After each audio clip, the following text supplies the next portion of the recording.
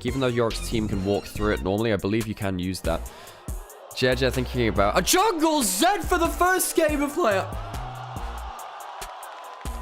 Jungle Zed for JJ.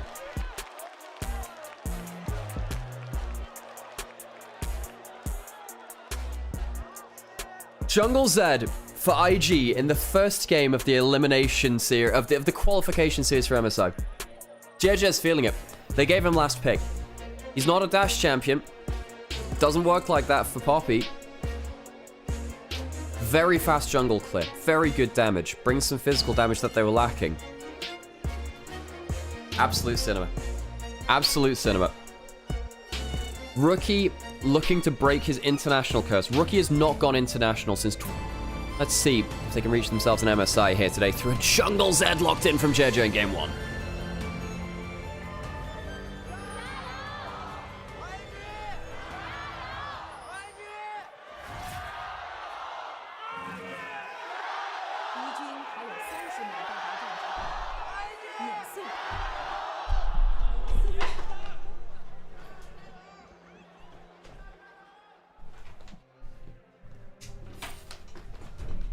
Those gyros mighty loud as Sam drops the chair on the mic stand again as he joined us here for this morning. Good to see you, Sam. Good to be here.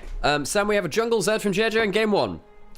Last pick, jungle Zed, IG, of course with qualification to MSI on the line, as I did need to pump the volume so that perhaps the gyros could have been even louder if I'd been there on time, but I was too busy watching Sam with his chair antics again. It's one of my more entertaining parts of the day. Welcome, everyone.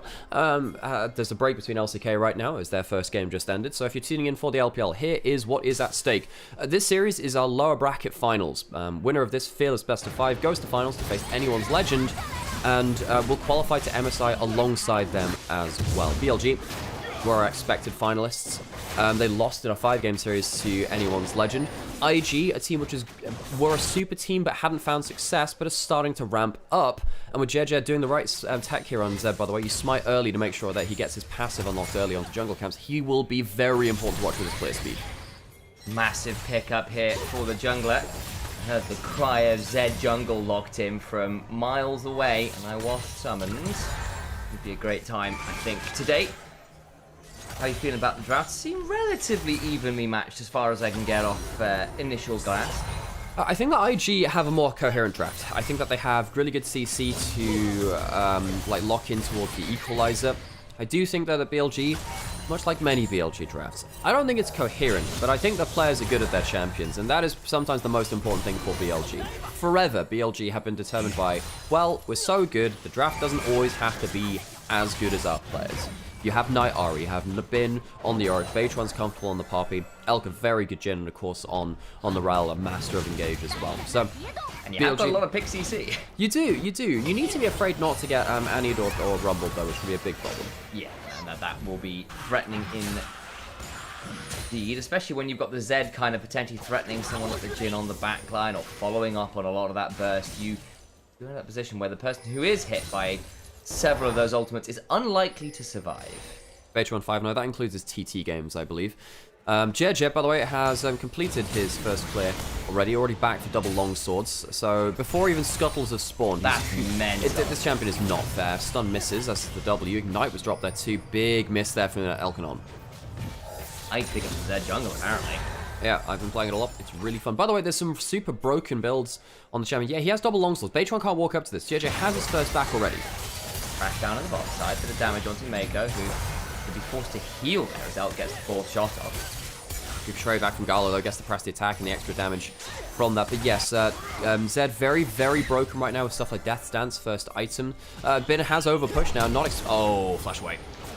Unfortunately, despite having Poppy clear towards the top side, he couldn't get the wave shoved in and dies to try and make it happen, as JJ does have to burn the flash, as does the Shy, but the kill is secured. And it goes to Zed. Zed is so good with gold. Of course he is. He's one of these assassins which has been so powerful over time. Good trading there from Knight, actually. It can be hard to play against the Annie.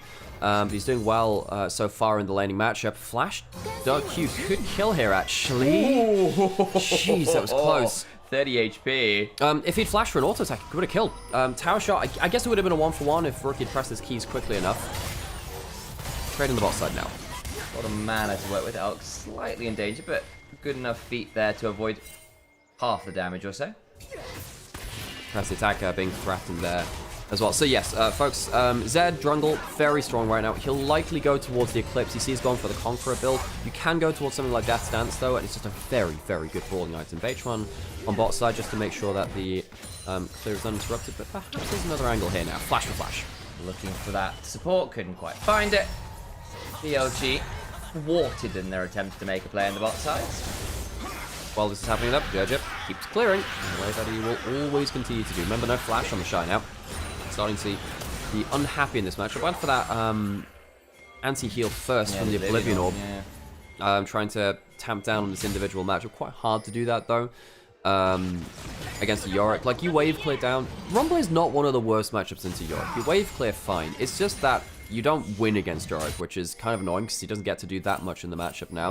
Jungle support, both roaming topside. He's not put a ward. He's putting the ward down now, but he's not about to realize the Zed is coming up. I think he might well be dead. He's going to try and keep running. Throws down the Dark Procession, but JJ steps forward and gets auto down. Doesn't want to step up any further with the turret shots around, though. And actually does get out alive. Yeah, he had ran out of damage though. His passive was gone and he used his cube. That's the burst damage that you have at that point. Once you get later, then your auto attacks are a little bit more worthwhile sticking around for. Level 6 hit by the Shy now. IG's jungle support though, more active, more early. Jip. Ooh, hang on a second. Not around save his top laner now though. Both top laners now died trying to get the wave fully crashed. How many top laners have had to do that over the years? That's annoying. So both top laners overstaying. Both of these players, of course, have an extensive history. Bin and the Shy have, for points in their career, been best top laner in the world. Yeah. Now, the Shy was probably a little while ago. Bin more recently, I think 23, 24. And the Shy has denied Bin a World's Finals in 2023. They've both had finals against each other now. Else left alone on weak side, that could be a problem. Trying to clear out as much of this as he can. Gets a good dancing grenade off. Over comes Bay trying to try and defend this, but it's a 3-man versus 2. In comes the insane chain of CC, and Elk can't get the deadly flourish off guard. Gets charged with the wall, but has a cleanse and will be swift enough to get out from danger. Beitron was waiting a very long time there, thinking that they could outplay a little more. Elk blows both summoners and still dies, goes too close to the wall. And to add insult to injury, Mako ends up getting the double knockups, so Beitron can't even body block the last skill shot or whatever flying through. So it's another kill over to the side of IG, whose early activity has been impactful so far. Much so. Done very well in this early game. Got themselves 500 or so gold lead, which is meaningful enough at this point in the game. A lot of that in the jungle, as you can see. 1 kill up. This Zed is going to be problematic the moment he hits that first item. Worth noting, though. I mean, I look at the This isn't the easiest game, this set of champions to 1v1 on Zed. What you're looking to do is add in the extra amount of damage that Rumble needs to get that kill. You're probably not winning individual duels against most of these champions in terms of, like, actually getting the kill. You'll get good damage against them, but you won't kill them fully. Ahri forever been one of the better matchups into Zed. You can wait for his ult to land behind you. You can charm as he lands. There's some magic you can do in terms of pressing your W, leaving a shadow on the ground, ulting, then immediately switching to your regular shadow to kind of play some smoke and mirrors. Unlikely for that to work most of the time. Next often you use your shadow to gap close against a ranged champion. And stuff like the Jhin will be a little too far away from you. And let's be honest, you don't want to be in melee range of a Yorick. So let's see if, well, we'll see whether JJ could get some 1v1s later. Give that attempt a go. Then wax the wave a bit more. Beitron also clear up those grubs. Mako might go a little deep here to clear out that ward. He's quite quick on the retreat, but hit by the deadly flourish. Crashdown comes on through, still no level 6. Out comes the cap ward, just not quite enough, and on. Does not quite go down until just a second or two. Mako finally surviving as well as Knight, nowhere to go. He's bricked up as well as JJ just comes away with a double. He's now 3-0. JJ uses that first ult of the game, gets some huge kills there, as BLG not winning the early skirmishes is not a good sign for them. This is a team which needs their early skirmishes to go well. IG beating him in the early game is a great sign for them. This Zed is so ahead of the curve at this point, and JJ, this is a player who was obviously famous for things like the Lee Sin. That's kind of out of meta. He's managed to make it work once or twice, but if he can pick up another AD skirmisher, something with a little bit of mobility and playmaking, maybe the Zed will do just fine. Great backstep from Mako, using the heal to get the movement speed. Still gets CC'd anyway, but you know, a lot of damage is now gone after that point, and Elk needed to step up the extra auto attack. He needed to step up the extra auto attack if they were going to play like this. I guess they're afraid that Rookie was going to come in, but then the miscommunication is what really kills you then. JJ 2-0 on base Zed, on classic Zed skin, which is of course Faker's skin, as all of them are. He gets that Eclipse first back now. By the way, Eclipse, a bit of an underpowered item right now, but it doesn't really matter when you're this fed. The Conqueror, the Eclipse, allows you to stay into a place so long that he can be such a big threat. Gonna put some vision down. JJ is there. Control ward is down. Should be quickly nabbed by the side of BLG. Overcomes the shadow. Shuriken tags on, but that's about it. We'll see what JJ's build after this will be. Likely going to Black Cleaver, and then something like a Cyrilda's afterwards. This is the kind of game where actually you can go towards more lethality if you so wish. Dragon up and available. We do see IG has got mastery over these early matchups right now. Getting this Dragon early would be nice for them again. And real credit to IG. They've glowed up a lot over playoffs. As soon as you get this Dragon below half HP, your Z passive starts to kick in. You take it very, very quickly too. So not that much time spent by IG. Blink and you miss it. Dragon goes down. Picks that one up. It's about the 10-minute mark. It's a little late for first Dragon in some ways, but still a nice one to pick up. JJ. On these Krugs. Knight spots him out with the ward. Tries to use the Orb of Deception to get some value there, but can't nab the big Krug. The Zed passive, the reason why he's such a good... Hang on a second. Shy has flash, probably forced to use it. That is Burridge, going to be interestingly sidestepped away from the Keeper's Verdict, comes on down, finally flash, full shot, goes wide, Mako now coming on up with a flash in front of the Shy, headbutt away, pull back, finally goes down, the turret shot won't claim on, valiant effort. Are there any other TPs coming? No. That was honestly pretty well played. The Ezreal, a last surprise. That was an important crash down the Ferromancy shield required. Good reactions there. BLG did get 3 grubs. They're using it onto the top tower. Good amount of gold across the side of BLG. The sole gold lead that I suppose matters, support, I'm sorry, doesn't matter as much, is in that top lane matchup.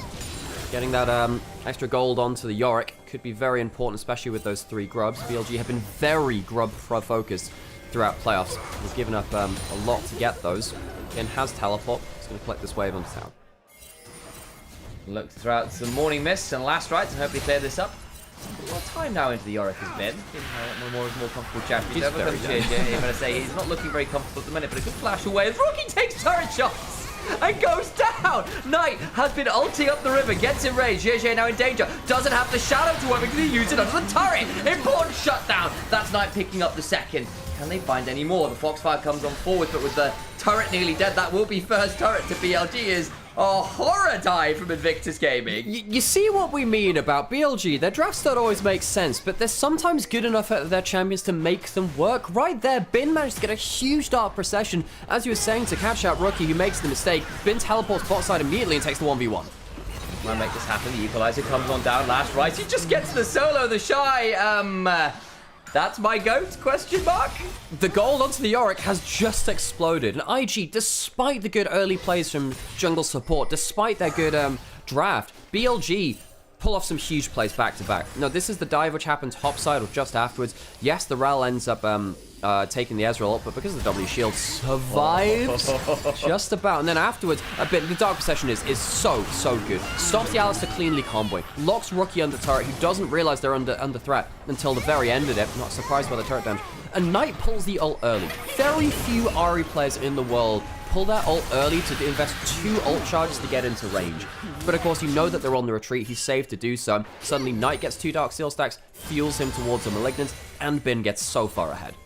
Hey, Poppy has a farm lead now. That's a scary thought. That shouldn't be happening. But here we are. And yeah, look, BLG's comp perhaps less cohesive, but it's still got a lot of mobility, a lot of skirmishing about, a lot of individual agency. And things like this can happen if you give players like this that ability to lock someone down for long enough to murder them. And there's no hyper tank on the side of IG to stop you from running through the team as the Ahri or the Jhin later on as well. You know, if a little bit of CC lands and then the Charm follows and the Jhin to W follows after that point, then you have a lot of ability to clean up fights. JJ's on bot side, can he save the Shy? He doesn't have flash right now. DP in, the Shy caught in the Dark Procession. VH1 zones off the Mumbers coming down the lane with the side of On. The Shy now trapped into the turret, gets the Flame Spin, a Deadly Flourish. It's not going to land because Poppy charges him out of it, but it does not matter. The Shy is dead regardless. First 10 minutes of the game, not often been BLG's friend in this year. However, with the 3 grubs, getting towards a couple of items when they can teleport across the map, make quick plays, they take another turret. IG will respond with its mid lane outer turret though. It was an ignominious winter for Billy Gaming, but Base One has come on in, and on the moment I start to talk about BLG, is not actually going to get caught, but they will get the tier 2 down here. But it does feel, since Base One has come along to this roster, they look a lot more like their old selves. Aggressive, domineering, looking to outplay with the strength of their hands and raw mechanical ability. Looking a lot cleaner on that front. It's not perfect. We've seen some mid-game fumble with big leads. We've seen the team lack variety, flexibility in terms of the ways they can play the game. But when they get rolling, when they get on the champions they know and love, this team is looking, again, very deadly here. And just to focus in on Beijman as he's on screen and taking Harold as well, he's been doing his role. Now, do I think he's going to beat someone like JJ or Tarzan across the course of a series in terms of individual impact? No, but what he is meant to be is kind of a bit of glue, a bit of duct tape to make sure that the other players on BLG can play their mechanical best and just be on the same page. And you see players like this in the early game, right? Beijman is just there to make sure that the plays are happening on the same part of the map. And I do think that he's done his job well, given the failure in the jungle role of BLG just before this. IG giving up Harold, choosing to take bot lane out of turret, making sure they're not falling too far behind in the structure game, and threatening Dragon as well with their vision advantage. Shadow comes along, Harold drops in mid lane. Realistically, be a swift charge on him. It's the Poppy that goes on in there, so it's a little bit safer. Throws down the steadfast presence and keeps herself safe. Deadly flourish, sidestep by Gala. Dragon is up. Not being started yet by IG, but they've got an Annie waiting in the wings. I really like how Mako's instincts have been working so far, trying to threaten that Harold dismount.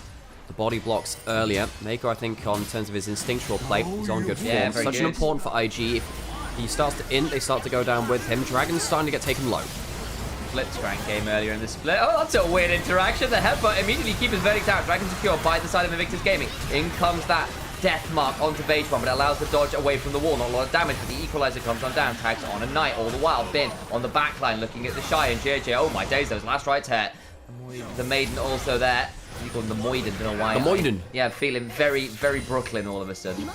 As in they go, the other side. Mako, that's not instincts, that's just ruthless aggression. Knight now in danger, overcomes. Oh, but he's hit by a true shot barrage. Rookie gets the double. BLG looking to collapse, find something back here. Finding a decent double knock up again is Mako, but it knocks him out of the disintegrate. BLG needs to be on the retreat. It's based on the backside, can't quite get Gala. In a 1 versus 4, flashes over the wall. Continue to run away. I think BLG don't lose another member despite what looked pretty dicey there for a second or two. If Nymaera can manage to survive through to another round of cooldowns, perhaps IG would have lost that play, but it's Mako and Rookie shutting them down early under that turret. A good vision trap by them to catch them off of that mid lane inner turret. And IG are still even in gold despite the fact that they are down an extra turret compared to BLG. Now, a lot of that has been off of Rookie and Mako in that last play. We'll go back towards this mid lane as Rookie manages to charge up that Molten Shield. I guess they thought he was going to be off vision and not in a position to threaten them. Gets a great stun, which combos up with Mako. And then they all come down and the fight commences, and it is all just knife fighting at that point. It's been a very, very back and forth early game. IG with the early lead, BLG bringing it back. IG then turning it back around again. We come into the mid game now. Dead even, near enough in gold. 2 Dragons who have gone IG's way, even if the Herald and Grub have gone to BLG. Again, Mako, such a big player for IG in their wins. Often a big player in their losses too. The negative. On shares that kind of identity with him. Both of these players have had their ups and downs. And right here, we're seeing some of the best of Mako from this split in such an important series. Pushing towards the top side of the map. Dragon in 3 minutes, that's not up right now. There was a point in this split where the Mako was just straight up washed. I remember that Blitzcrank game. It was a 0-12 experience, which was certainly that. Just wide there on the Shide. Why? The Shide? Did I say the Shy? Did I say the Shide? I don't think I believe, Sam, there was a little bit of a consonant. I'm hoping there wasn't. Oh, that wasn't intentional. Oops. Clean my mouth out. Apologies. He is at 0-4, just like, my dude, just say it with your chest if you're gonna say it. He's had a rough game, but come on, first game of the series, give him some room to breathe. He's not in this series. Breathers here. He's true, yeah. Team, my friend. In fact, IG beat them on the way here, and BLG beat IG, knocked them down to lower bracket, and they made their way through. Weibo eventually down there. Pretty even game now heading in towards this mid game. 2 Dragons for IG is Of course, going to be a threat towards BLG. But the Yorick getting towards 2 items. IG don't have the cleanest way to stop Bin doing Bin things on the Yorick.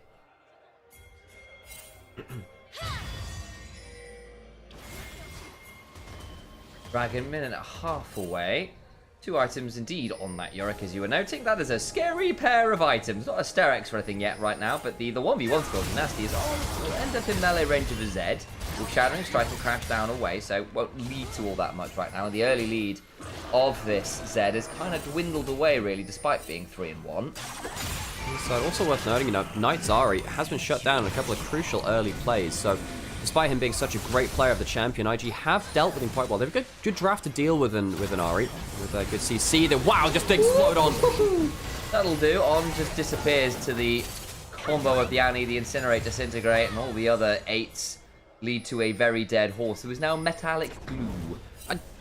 On just being supportive in this game so far. Mako's so much more impactful than the Rel. The Atacon is up even if the Dragon isn't, and BLG may have to fight this in a 4v5. Run to it. Alcohol from one angle, looking to potentially pull the curtains on this particular show. Knight on the bottom end of this. In comes with a TP from Bin, looking to commence as well. Down at half HP is the Atacon. Mako again body blocking, charm wide, not landing. Keeping verdict swung up, doesn't use it. Atacon secured. I'm getting to complete my objective. BH1 though, caught out by the death mark, goes down as Garlic gets that one. On the other side, charm lands onto the Shav. He's got the flames that are rolling. Elk picks it up with the curtain call. Bin low, trying to land the morning mist, gets the last right one, leaning into all that much. Knight needs to run away. Mako on top of him, gets the trample proc, gets shielded though by He's gone back into this one. The charm and the crash down will keep people alive. They lose 2 for 1. But Atacon is also picked up by Invictus Gaming, a significant win for them. It is. BLG, you know, trade 1 for 1 or 1 for 2 around the objectives. They're losing just across the board now in this early game. BLG have had some great moments, but occasionally they get a little bit lost in the sauce. When it comes down to the specifics of Dragon setup, a vision control, moving around the map, they're the ones getting caught out by IG, who are more ready to find those quick picks out of Fog of War, especially with Rookie Zanny with that point-and-click CC. Third Dragon quickly going up to IG, no contest. Yeah, that one's a little rough. The mid lane we go on, flashing on in. Deadly Flourish Knight so low. Burning up through Shot Barrage is just wide. The burn of the Leandries and Malignus won't quite kill him. Tibbs is really fast. The Malignus burns of the Leandries. He goes down. He goes down as the extra speed boost comes in. Molten Shield. The Molten Shield ends up getting that damage. Elk needed to do extra damage to the Tibbers. Doesn't respect it. Elk gets Knight killed. Oh, Beishwan now in danger. Needs to run away. He's going to lose his tier 2. Oh my days, that Annie. I've not seen a Tibbers get a speed boost like that in a little while. Remember, guys, Molten Shield also empowers Tibbers. It does. It absolutely huge there from Rookie. Rookie having an awesome game on the Annie, shutting down Knight's Ahri across the early plays in the game. And you can see now that BLG, the panic and the desperation is starting to set in a little bit. There's a soul point against them. They're not winning on their comfort champions. Ahri is behind almost 2,000 gold, you know, who I consider to be the best Ahri in the world in Knight. But, you know, you look here again, just not getting... Not getting the plays which he wants to. I think the charm ends up getting blocked by Tibbers. He's happy to trade CC for CC. You can see right here, you know, after a while, Elk stops DPSing the Tibbers, and he puts that last auto attack just a little too late. If he'd end up just continue auto attacking that Tibbers, would have ended up saving the Ahri, but chooses not to do so. That is mental, and you can see the fans in the audience absolutely elated. Remember, Invictus Gaming all split long have had such an incredible fan base support, everyone combining to watch this team of legends on a legendary team finally come and succeed here. It's got to feel good. BLG though, we're on the rise, might yet find ways back into this game. It's only a 2,000 gold difference. The difficulty will be is they've really got one final roll of the dice, or Baron or Soul comes along, and things get increasingly tricky for BLG. Yeah, Elk has himself 2 items. This is a game which a Jhin can do a lot of work in. Beichuan and Bin choosing to go towards the flashless Annie instead of clearing out that ward. Of course, Rookie using his flash as well throughout this series, as this game so far. All of them have been fairly clever. But besides the top lane where he flashed away and died anyway. That was the one time where it was less useful. We can't all be perfect, you know? Yeah. Like me. That's, chat can decide that. Dragon, remember who Dragon's up in 2.5 minutes. That's the next big thing, really, would be Mountain Soul in the next few minutes. And I think IG, they've been much better at setting up for the objectives. They've been much better at finding the quick picks out of Fog of War. BLG have occasionally found those kind of mistakes from IG to pounce and make a big play, but this is what BLG have been playing more like this year. They're not as confident in the map setup. They're not as confident as playing together as an overall unit, and that's often left one or two members without the support that they would have had maybe in the last year. Mecha understands the assignment. Thank you for the praise. They're absolutely unforced. See, I managed to get chat on my side as well, Alex. Potential pick in the river here, Mako. Does manage to get a big amount of damage onto On, who does manage to crash down away from that as every first comes on down. Now Mako going to just ult to get out of the CC. Good that he ults early, though. If you ult late there, you regret it. Rookie now off of Vision. Rookie, one of the best players playing around Fog of War. There's no cleanse on Elk. Oh, flash on in, and Tibbers says hello to the side of Elk. Exactly what we were talking about the setup. IG, much better at the Vision play, much better at the objective setup, and this time it's Elk that's caught out, doesn't see the Annie quick enough, doesn't flash. BLG in a 4v5 around the Baron. H1 trying to find an angle, does have the flash, is very hard to deny on this Poppy, trying to walk his way around and find an angle in. Rookie going to try and ward him giving it up. All the while, look at Bin in the picture-in-picture. Gets the inhibitor turret. Might be able to get the inhibitor as well. Decides going to get the Raptors and look to run away. There's Mako buying some time. Gets hit by the hammer chop. On also coming on down. Knight in the mid lane, shoving up the turret. Gets charged into the wall. BLG actually playing the map pretty well for a bad scenario. Get the turret down there. Get the inhibitor in the enemy base. And still get to back towards the dragon and set up for Vision. Yeah, and they need to set up that Vision minute until that Dragon, and BLG have, by and large, been outplayed by IG on a Vision control and a macro standpoint. IG get themselves to, you know, a bunch of gold before that. We'll see whether that fuels them through into 3 items. See, that Bin is actually going a little bit more tanky for his 3rd item in that Unending Despair. Typically because Annie's actually very good at killing Yorick. Just blows him up before he can get any of the regen through with that Q. With that in mind, I'm surprised they didn't go towards something like a Hex Drinker or something like that instead. And even though BLG got those towers, they're late towards the objective, 20 seconds in, chose to recall and spend their gold. Suppose you have to, but it means they're late on the setup now.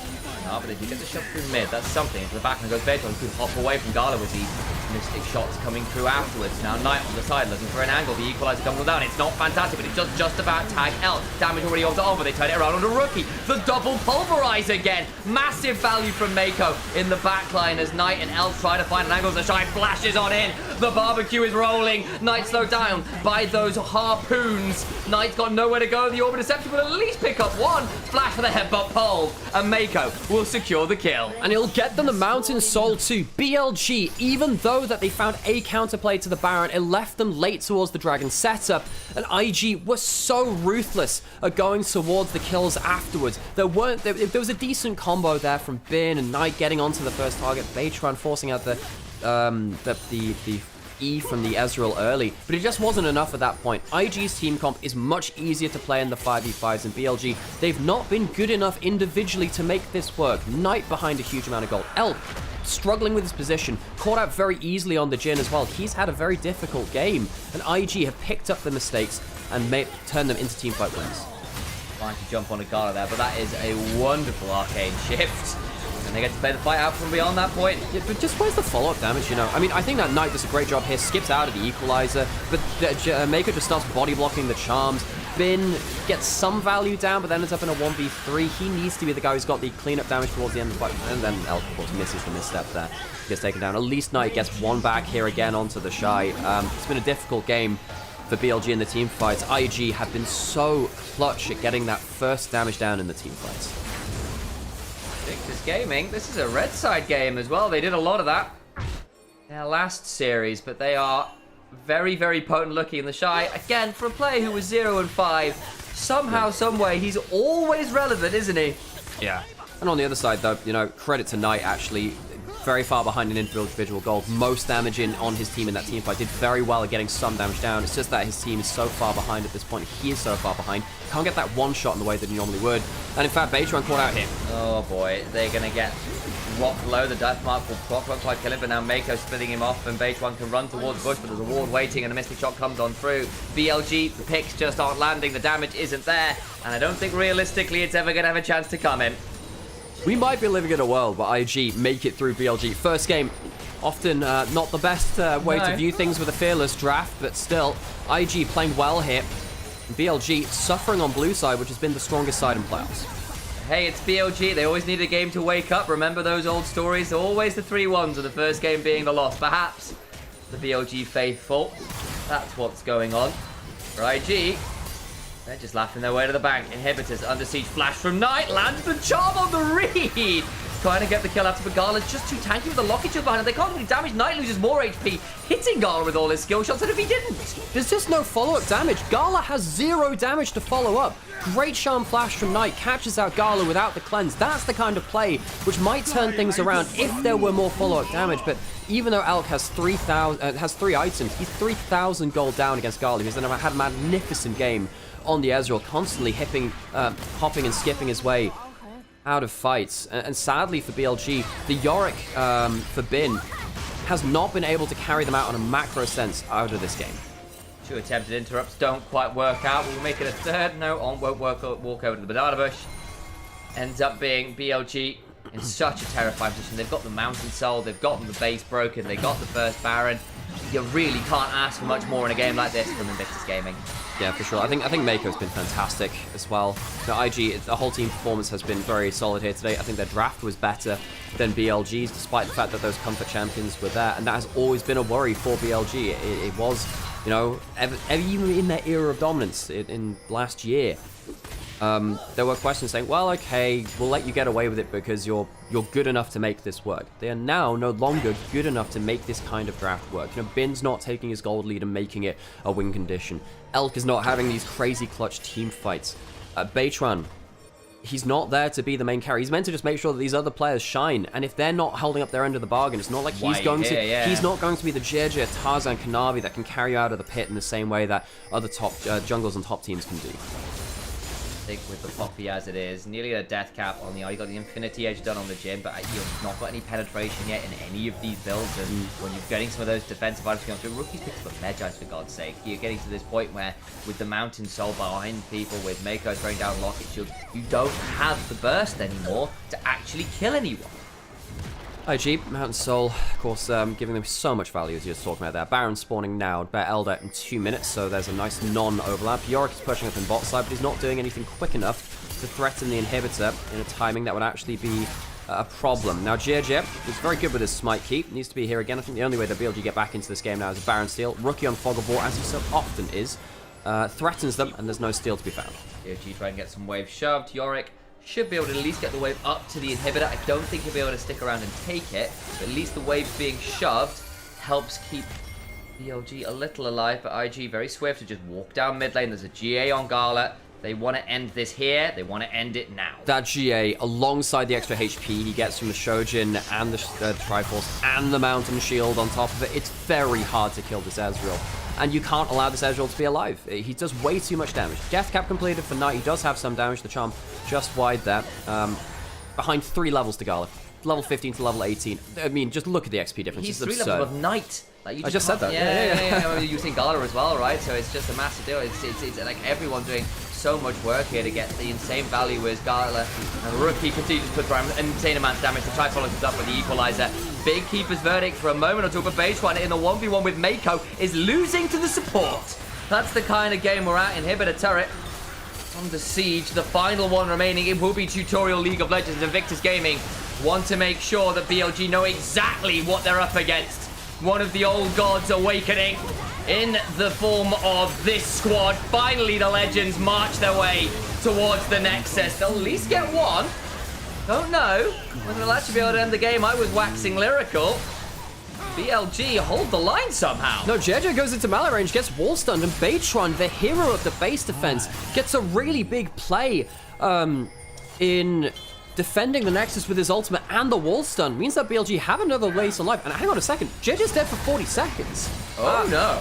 Elder Dragon is up. Now, I don't know if they can actually go towards the Elder because the Nexus turrets are better. If BLG have managed to defend the base and somehow get towards an Elder contest, that is insanity. There's a teleport into the base. IG say, if you go towards the Dragon, you will lose the game. Someone else needs to recall. Gala is here. Rookie's backing away suddenly. You got 15 seconds on JJ respawning or so.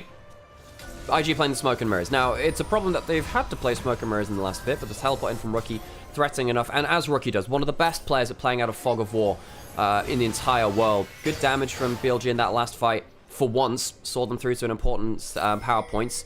They have given up their option to take the Elder Web. They don't want to play that far into enemy vision. They don't want to leave their Nexus turrets unattended. Now, Nexus turrets do respawn, it's worth noting. We might have an Onivia, but we still got Addy. Eats the bear slap on. Out comes Tibbers. Over the wall comes Knight. Does find a decent angle, but it's only onto the Raptor. He hits the charm. And now the Shy gets just run through the backline and pick up a double. JJ gets another, and BLG, desperate in their need to contest, can find nothing but defeat. IG dominant in this first game. Some early game worries as it went back and forth, but IG clearly better in vision, clearly better in objective setup, and clearly better at the team fights. They will finally secure the win. Dot the I's, cross the T's, and hammer a few nails in the coffin. Invictus Gaming in 35 minutes win game 1. Last time they met, BLG chance to pick in something like that Zai, which I think is really good. You are against, again, a quad melee team for BLG, and that will stop, yeah, that will stop a lot of the threat for BLG diving in if Gala plays well. And I mean, like, not to put too fine a point at it, the other non-melee player is Kaiser, who, you know, does like to kind of dive in to join the melee. She kind of gets jealous of everyone else getting to punch people and goes, well, I can ult in too. So it's like, you've kind of got like an honorary melee there in the Kaiser as well. So Sejuani's eaten good with the synergies. Gives you a lot of CC. I do think that IG with the Wukong, with the Jax, if things get into a meat grinder, I actually think IG win out on this. I think Aurora is very good with her ultimate, just kind of slamming down on people. If BLG finds someone out of position first, though, I think this game goes south very quickly for That IG. pick is ridiculous, So yeah. once they get phase, though, that might come to sting them later in the series.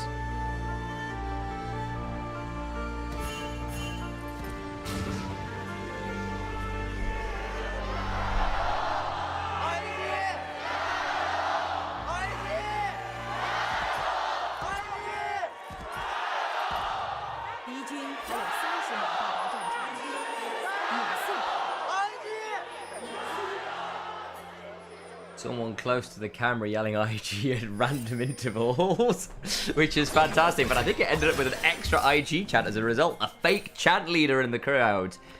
The hype is real. The JDG Stadium, which is of course where playoffs is being held, is large enough that sometimes you need like different crowd chances for different parts of the crowd, because there's a lot of crowd to cover. I missed the JDG crowd chant leader. Ding dong. Ding dong. But yeah, speaking of JDG, I think that brings up a very important point, and perhaps something which IG can be a part of as well, in terms of the history that they're making. JDG and Top Esports are not part of the LPL top 4 for the first time in 7 years. Oh my god. Since 2018, the last time that that Top Esports and JDG were not part of that, rookie looking to threaten with a twofold Hex. And we'll do so that. Good play. Can get himself the electrocute afterwards. Nice. Straight there. The changes to the twofold Hex, so it automatically recalls. There's a nice touch on that one. Definitely a nice quality of life. They help me out. I always pushed it a little bit too far with that one. On. Going to step on forward, try and fight over the bush. Not quite sure what he leveled up first. We'll wait and see. It was the Q. It was. You could see the Q. Yeah, he's got the knife behind Well, him. so that's actually there regardless of what you level up, okay. funny enough. So that's actually not the best way to check it. That's me being wrong. So what that was, Sam, was on screen, as you were talking about it, the sword flew across the screen. That was actually the indicator of what was Not even joking, I was looking down at the bottom left corner of the screen to see whether it would come up. I was trying to be too clever about it. Yeah. Discovering why the Aurora is not such a nice matchup for the One in that mid lane. The Shy pushing beyond top side as well. Very good wave clear early with the counter strike, allowing you to dip off a lot of the damage too. Is it going to be the AP, Jax? Has Baus infected the LPL? I don't think so. Are you sure? I mean, Yeah, could it not be AP, Jax? Given that only Baus plays that worldwide. No. And what was a really fun... He's not the first AP Jax player ever, actually. There was a... Oh, good route there. Oh, my dude. Flashes away, gets out. Nice taunt from On, keeps him alive, but it's a double summoner's down. And now On's in danger. He's going to need to back away, gets stunned up as he flashes. Ignite On down. Zenith's comes on forward, and On will pay for his AD carry's life. Elk, another huge mistake. He has been really struggling for BLG this split and this year. A lot of people have good memories of Elk and his 1v3s and stuff like that, with his Ezreal performances at Worlds. On the other side of that coin, if you hadn't watched Elk regionally, maybe you missed Elk suffering as well individually at points with his own inconsistencies. Beidchuan walking across mid lane, trying to get a good... Oh, this is one 2Q kill! Knight just goes down, solo kill for Rookie! It's all going wrong again. Another early game from Invictus Gaming where they just blast people in individual moments. The Yone locked in, and the Aurora switched into mid lane. Knight maybe sticking around. One more minion would have gotten him level 4. He was partway through his W animation, would have gotten that shield. Rookie gets an easy kill onto Knight, who has not looked himself this series either. Well, well, well. Rookie, a player who had a middling split. Across the split, he was probably the quietest member of Invictus Gaming on average. Come into playoffs and he's just ramped up and locked in and looked deadly again. It's a player who at one point, people were rightly debating whether he might even be the GOAT, the best of all time, the person to peak at the highest mechanical level in the world at some point, just the shy. Right back with the counter-strike. And Rookie, importantly so, I mean, doing this against Knight, who has been the best player in the LPL for a number of years now. This guy has been so insane. And I think that Knight has been 1v9 for the grand majority of this split.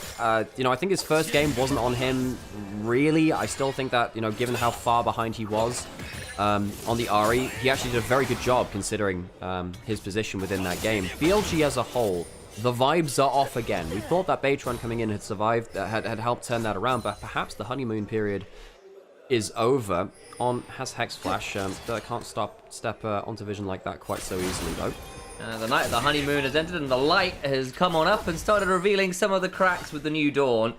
Mixing my metaphors a little bit, but I hope it worked. Either way, the point being that BLG need to stabilize here a little bit. It's not out of range right now, but the Shy, again, just finding a way to hop over the wall. He's got that ward in that tri-brush, gets to come on over. Base runs around, but I don't actually know how free it would be to come fight this. Goes over with the Arctic Assault, and then the Shy just leaves with the control ward and goes, yep, I'm happy enough. But Baytron is still stopping the proxy coming through. So Counter-Strike's coming up not too far away. The Winter's Flail. Does he want to hop back in on this one? No, we'll decide to reset. Yep. Happy enough with it. So what Baytron makes the right decision here. Stops the proxy being successful, which means that Bin, who already has a CS advantage, and he gets to deny some minions over towards the Shy, maybe set up a freeze. This could actually be a game-changing play for BLG. The bot lane losing in the 2v2, Elk making a big mistake, Knight solo killed in mid lane, big mistake from him. At least top lane goes well. BLG have a winning lane to have to use.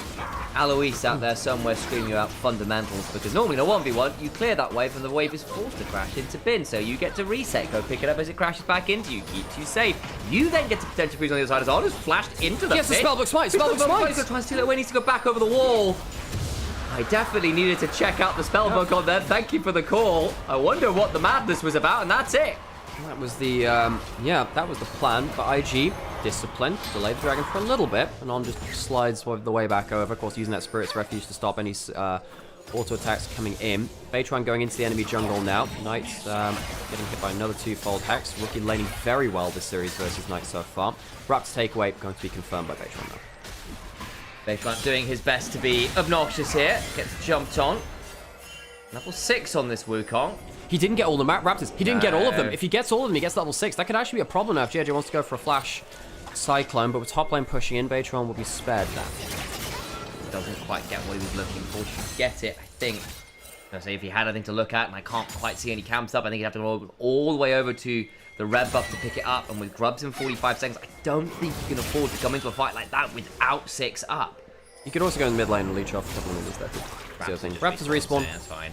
So he had options available to him. It's not like the Grubs had spawned just yet. 30 seconds till then, so you had a little bit of time to recoup. Gone for a ton of ruby crystals on his first back, wanting that extra HP.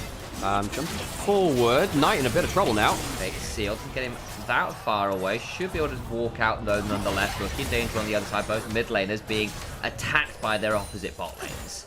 Yeah, Ignite dropped onto both mid laners too, so both teams having the same theory there. Probably not going to cancel Rookie's recall. Backed off far enough that he was outside of the Prey Seekers or the Void Seekers radius. Grubs not being focused on by BLG for once. Very often they will be the ones to hard force on towards Grubs. Not here. IG the one's going to get that this time. Baytron has level 6. He's heading towards the top side because he's cleared out his bot side counter. Not really looking for a contest. Reset. Potentially about to come on through. Does. Oh, now with bot lane spotted going down there, Baytron should get at least the last one. JJ just... well, I don't think IG want to stick around for the fight. I mean, they've got the 2 already. JJ has no flash. You're not fighting for the last one. But you're absolutely right, that Stand United online for another play, yes, that could be relevant. Very, very relevant. Of course it is, it's Shen. Well, either way, Grubs go 2 for 1. IG happy enough with that one. They get the early dragon and the other objective marker with the 2 Grubs as well. You've got yourself a Jax, of course, who does love his Grubs, so feels pretty good. And even Aurora, right, with her own mobility, is not a bad side laner on that front either, even if, of course, Yone and Gwen, pretty hard to beat in a side lane in their own right.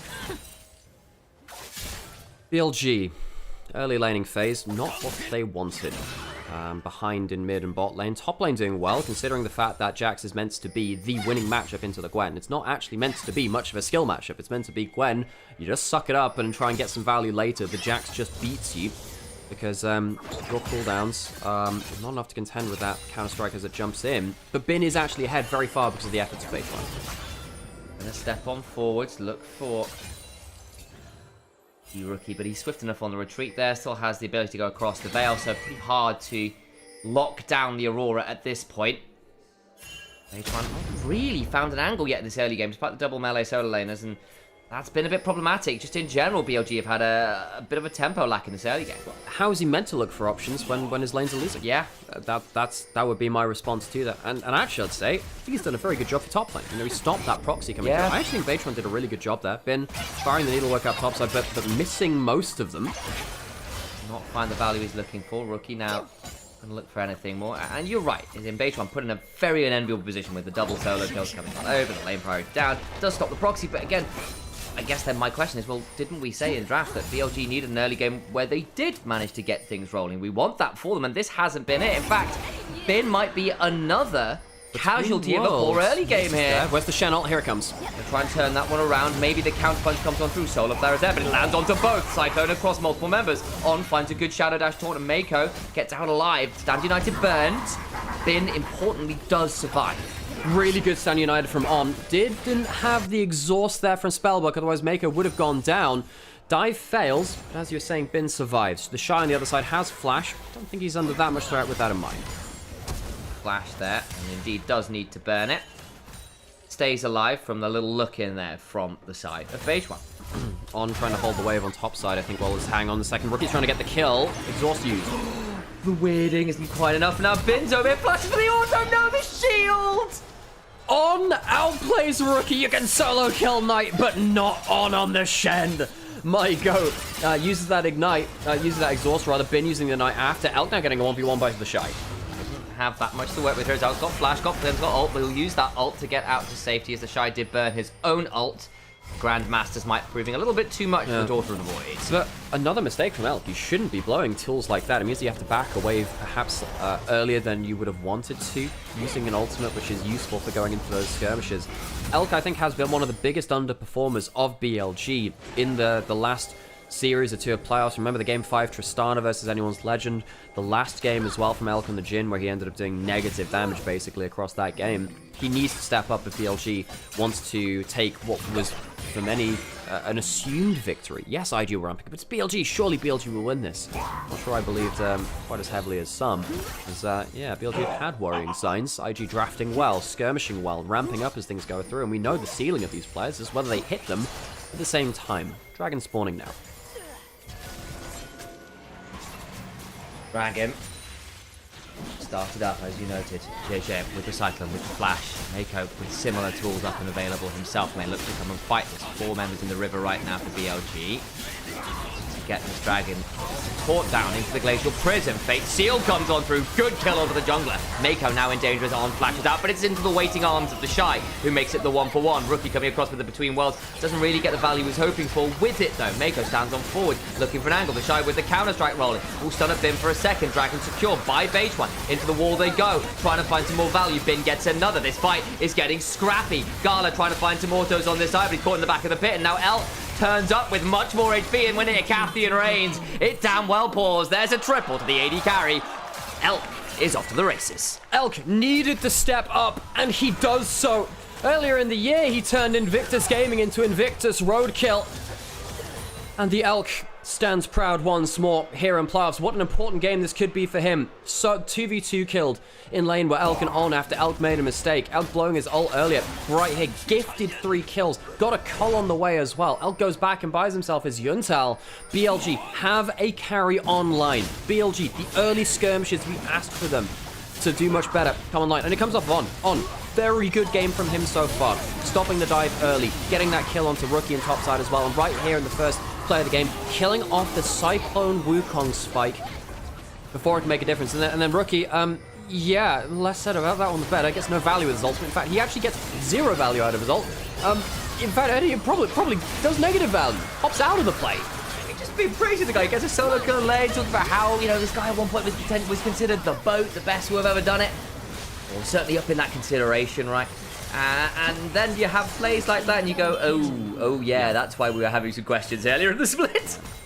Yeah, you can thank me all for the caster blessing there onto Elk, was just completely dunking on this guy for a very poor playoffs run from Elk. Elk has been a player that I think internationally people think has been, you know, perhaps best in the world or best in role or blah, blah. I've never been as high on Elk. Now, I think that Elk is good. I think he's great even, but I do think that there are some inconsistencies to his play, which is why I hold this guy to such high standards like the rest of the LPL players that look towards international titles. It's the difference if you're looking to be a mid-table or a top-table LPL team. If you want to go forwards and go international, we hold them to different standards. And Elk, for me, sometimes has been inconsistent at that very top end. Games like this, though, where he's ahead, he's popped in the call now, good gold lead. This is where I want to want him to showcase his upper level. His upper level allows him to play in the weight classes of the likes of your Vipers and Deaths of the world. Just how often he gets there, how consistent he gets there. We have more questions about Knight. Oh, this is a problem. He has his ult buff through a little bit. Unbind his soul has got the Shen ult to work with, and then comes that Shadow Taunt afterwards. The face shield! It's exactly that ult over the wall! The killer instinct! It's absolutely beautiful! The trap is well sprung! First Elk, then Knight. Failing in laning phase, skirmishing afterwards. Knew he had the Shen and the incoming artillery of the Kai'Sa. Outplays, and 3 quickly go down to BLG. Oh, that was beautiful. I have not seen a trap like that in some times. The Shen ult for one. And then the counterpunch, the haymaker of Elk. That's the weight class we're talking about. It's a knockout blow under the tier 1 turret. Now, I'm sure we'll get a replay of this. Knight gets himself a turret as well after this, and IG are left just reeling from a play like that. When Knight walked up to that turret, I thought that's surely a mistake. You're walking up to a turret on weak side. Well, that'll be a death for a wave. Let's see if they can cross map. Shen changes that equation so much. On the Shen has been utterly pivotal. That pick has been so important for them. And I don't think Maker understood how much danger he was in too, because the Shen, when he taunts you under the tower, gives you turret aggro. You can't just not attack them because you're taunted. You auto-attack them. And BLG utilized that so well. Get the lockup they need after tower aggro has been transferred over, and BLG hugely on the board now. I'm not gonna lie, I hadn't considered that point, but you're absolutely right. It's not like you're just stunned, you are actively goaded into attacking someone. That's a huge deal, you're correct. And I think the other thing is you start looking at things like, well, how do you play against the Shen in terms of responding to the global? Because one of the old adages is, well, just attack the global, but it's a support. At this point, I think, oh, this is a mistake. Knight then pops us all, and I think, oh, and then you see the Shen ult come in, and you think, ah, that's the play. Great CC, taunt under turret, ultra buffer through the CC. I mean, Knight couldn't have played this better. Knowing that the Kai'Sa was coming as well and making it a clean 3-for-0, that is awful for IG. You have to take your hats off. Maybe their heads as well, apparently, as IG left reeling after that one. The gold lead now pretty significant for BLG. The Shy in a 1v1 with the Knight. It's going to be a bit difficult. Flash over! And the Shy claims a solo. Under the tower we go, and the madness continues. Mako in danger, does survive. Flashing from Zhejiu over the wall with the Nimbus strike. On flashes in turn, TP behind. They want some more on both sides. Comes Gwen, Rookie over the wall as well. Looking for a between world, finds it onto 3, gets taunted, needs to get to the wall and does so. Trying to find his way out, it's a good weirding, buys himself some time. Elk now in danger, another 1-for-1 has been, is traded, and the Xayah continues to throw out feather after feather after feather, looking much more like knives. The Shy will leap to the skies and try to get some more flash for Gala. A triple for him now. BLG go too deep. Knight dies in the side lane, and IG find the numbers advantage on the map. Now, Knight is alive if they do want to teleport in again, and they are teleporting towards bot's turret. There's quite a lot low HP members here from IG. Perhaps IG sees, perhaps BLG sees an angle here. Knight is going to roam up. Doesn't have ult, though. Here comes the Shen. He's got Shen, and he might look anyway. Here we go. In comes On. Misses that one. Needs to get the secure on the dragon, and they will leave it at that. This first steadfast presence to not lead to anything valuable. Surprised that Knight didn't just E forward step, and the taunt missing as well, definitely not helping. This is the 1v1 in bot side, so level advantage for Knight. Tower shots got to be involved here, surely. No, Knight just gets hit by a huge counter-strike, and the Shy just bops him over the head. That's really well played from the Shy. The flash is actually completely unnecessary. He's trying to mind game a Q. He used it just to secure that, I suppose, but yeah, I guess that 1v1 importantly, and that leaves the numbers advantage for IG on the map. Gala plays out this fight so well. Look how many autos this guy gets off across it. Just keeps finding feather after feather after feather, and the TPs come through. It's a little deep. It's not a great teleport from Bin. Doesn't come in with the most value. The Shy dies. Can't find himself a 1v1 this time because there are 4 BLG members in his lane. Too many members there to try and defend that one. All the while, Bin pushing on the other side. JJ might come and contest that one. And Rookie's died somewhere in the background as well. I'm not quite sure how. That is a great question. That's a great question. I'm trying to see what cooldowns are down. It's a kill on Bin, so I'm assuming... no, he was killed on a recall. On a ward. He was killed on a recall. Flash forward from Knight. Knight catches out Rookie with, well, we used to call it the OGN recall back in, like, Season 3, Season 4. Kind of died off over time. We just randomly recall in a dangerous spot and die. I seem to recall a certain player named Rookie who was part of that OGN era, who may still have a little bit of that in him. Very rarely do it get revisit that. Knight is 2,000 gold up now on his opposing number. Rookie, who got that solo kill in lane, had a fantastic Game 1 MVP from Game 1. Shut down now quite heavily. Not towards that 2 items yet. Atakan is up and available. And BLG, Nymaera, yeah, luckily there's only a maximum distance you can go with that Zenith Blade as he flies towards the horizon. BLG up, about 4,500 gold. Invictus Gaming, though, aren't done. They want to come and play for this Atakan. Trade while they might be able to match something of item parity. On. Step on forward, head flash working. Rookie clearing out the way. The Knight also there. Base on a bit of flank around. Gala has not got flash, has got cleanse, has got the ult to work with as well. Getting some autos down. Between worlds we go. Rookie trying to stay alive. Not the best Arctic Assault ever. The Cyclone comes on down. Rookie surviving as the Soul has to be rebound. Now Beitwan's in danger. They get the kill. Atakan low. There's no smite to work with. So that should just be secured by IG. Bin was very far from the objective, and Beitwan goes in too deep. Knight does have ult if he wants to try and get one snagged kill at the end. The ramping speed from the Unbound Soul allows him to pick up Rookie with the Fate Seal. It's actually Hulk that picks it up. Oh, so he is, yeah. I mean, my dude, you can give it to Knight if you want, but Elk's the one that hits the W. Ends up getting that kill. Mako just about outspaced that. But IG walk away with the Atakan, and folks, this is the LPL which I've missed. This is just Haymaker. Not everything makes sense. Both teams are trying to play so quickly that the other team doesn't have all members at the play, that doesn't have every teleport, doesn't have every big play. Notice how the Gala actually cleanses on the Sejuani ult reactively, even though it doesn't hit him. The good reactions from him, even if it wasn't the right target. Sidesteps the Q as well. If that would end up hitting, I think Gala might have had to load that ultimate a little early. But the big thing here is that, you know, top laners don't have teleports. So you can't have that Gwen coming in for the extra damage. Well, that was very successful indeed. Knight then unbinds his soul, and Elk comes flying in with the ult as well. It's a great 1-2 there from the mid bot of BLG to at least get something at the back end of it all, because the Atakan did at least get picked up there, which is something for IG as the game was slipping away from them somewhat. Really worth noting as well, Gala's in a great position. He really is. He's got a bunch of kills, a lot of gold. Yes, the Kaiser is ahead in gold, but don't let that fool you. Both AD carries are fed in this game. 5 kills apiece. 3 items towards Elk, soon to be 3 items for Gala.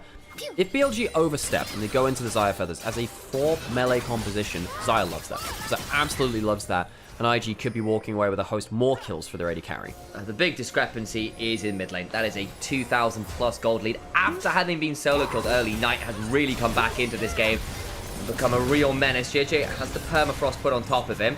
It's not actually all that permanent. It feels like a bit of a lie, that ability. You get frozen for like a second or two, and then global warming occurs. Maybe it's sometimes a second can be a lifetime, Sam. Look, Beitwan, if he hits those ultimates, I'm just saying it could be the end of your life, so it would be permanent, I guess, in that mind, where the last breathing moments will be encased in frost. 30 seconds till the Dragon. Oh, it's a pretty dramatic series. Sam qualifies for MSI and for finals. Very true. BLG, of course, if they miss out on this one, will miss 2 finals in a row after being the double champions of last year, world finalists. BLG will be a huge blow to them. There you go. Jumped on, flashes away, stays alive. Close that flash, as you were saying. That could be important in terms of not being able to quickly answer into something like Yone. Yone often has to pay quite a lot of attention to a Leona. If you jump in and you get Shield of Daybreak, you can die, even with stuff like that Shield Bow. Dragon now spawning. Beijing doesn't have ult. The ult coming on in from the stand. United keeps Beijing healthy. On joins the play as a result, which means that steadfast presence. But Stand United now burned. Knight's teleporting in towards mid lane, but he's not here at the fight. The gold lead isn't here for BLG just yet. Trying to use the feather to help smite that one down, turning onto the Shine, throws down the counter, trying to buy some time to hop out, gets a good stun, needs to hop over the wall and does so. Elk into the backline, now split up from his team, on in danger, goes down. Knight also forced to reset. Damage back onto Jeju, flashes away from the needles. Elk flashes over the wall with the supercharger running a rookie, lands a good weirding, and now Elk's in danger of the backline! We just saw his skill order! Where does Grey Screen fit into that? They take the fight without Knight there, and BLG don't get to use their gold advantage. Elk tries to go onto one side of the fight with Beitron, but IG rallies so quickly, it doesn't matter. Third Dragon to IG, another couple of kills, and BLG are not cleanly winning team fights. IG are playing very well in the 5-man unit, where BLG have beaten them all the way through this split. So often, when it has been BLG IG, it has been Billy Gaming winning in the clutch moments, in the big team fights, and IG struggling to make ends meet beyond that. Big thing about this, why are you going in so quickly without the Yone? Yone is nowhere near. If you have Yone for the CC, you probably end up getting that kill. They go way too far, they all clump up into an Aurora. Knight is forced to overextend into that Leona, we're saying can be a big answer into him. And BLG have pulled the trigger too early. You cannot make a play like that, as Rookie, of course, gets out of Fog of War as well, and survives. And Elk dies at the back end of it all, and that just gets worse and worse. The gold lead dwindles to 2,000 gold, if that. And a lot of that gold, reminder, is also in the support. It's looking increasingly dangerous. This Jax is scaling. The Shy's Jax is scaling. The AD carries are even. I feel like IG now at Soul Point as well, and a Cloud Soul on some of these members. Whew, I'm not sure that extra move speed is going to make anything easy for BLG. We're all melees. However, one good combo from Knight. That conversation quickly ends, I think. The team fight will start and end with a splat. IG need to be very careful not to allow Knight. That angle has flash, and IG will need to be very aware of that. BLG pushing up across the river. IG don't have any turrets yet, which means it's actually quite hard for them to approach objectives. Makes it even more impressive that they got 3 dragons this early, actually. BLG focusing on the fights rather than the objectives. Shy whacks a few more minions. He's going to continue to throw down on that side lane. Again, 1v1 right now. This Jax is going to be very hard to match. The Yone can probably do it. The Gwen, again, 2.5 items is not exactly a weakling either. Difference maker might end up being something like that. Stand United, but we've not seen the early game impact of it extend into the later stages right now as effectively as it was at the beginning of the game. Waiting on that third item from that Yone, importantly. No Infinity Edge just in for Knight. Once he completes that, the sword is fully out of the scabbard. IG have all their tools on Gala, importantly. Both these AD carries very fed. Rookie, it can't do that much to Beitron, but it's a nice little love tap. Starts to getting that burn down with all the entries. That's what he can there, as Gala shoving up through mid lane. Mako shielding off on that side bush, preventing any easy flank angle. Love to get this turret if they can. Mako steps forward, has to be just a touch wary, but the Eclipse is safe enough. Again, always a very valuable ability, that one. IG threatening around the Baron. Yeah, IG very good at methodically walking through this vision. They haven't cleared out all of it, but they've managed to claim stuff. Considering they haven't, here's the engage. Oh boy, Mako goes down. No Eclipse that time around, and the initial pick comes on through Beitron. That's a big ult, and Beitron himself in danger. Gets Mikhail's closed out. The Between Worlds not as clean as I think they were hoping for. Finn now on the flank angle, comes teleporting in, and takes a lot of damage though. Goes golden. Is it bought enough time? I think it might have. Gala up into the air. Elk follows with the killer instinct, and Billy Gaming right the wrongs of the last few team fights with a beautiful pick into extended play. Been so very nearly another suicide teleport, but the Seekers saves his life. BLG rally around their teleporting top laner and walk away with the kills they need to break open this game. Baron will go down. They'll be able to use that to go into the Dragon in a minute and stop the Soul Point. BLG probably just broke this game in half. The first time in a very long time, Gala goes down. He was 5-1 and so very dangerous. Finally, he can't stand and deliver in a fight. Knight now extends his soul. We'll look at this replay again. And, you know, the initial pick is onto Mako, and the front of it does have the Mertress, but there's just so much CC. The teleport comes in quite late from Bin, and he walks in quite late again. His teleports haven't been fantastic in this series. Walks forwards, and I don't think quite realizes how in danger he's in. The Shen ult comes through, the Seekers comes through, and the Taunt afterwards is absurd. And Gala, maybe not realizing that his MSI winning top laner, in Bin, or Xiaohu being the other one, had that much support behind him. And in the end, it works out well enough. You can see the call was there. Look, Shen ult me. I've got Zhonya's. We go.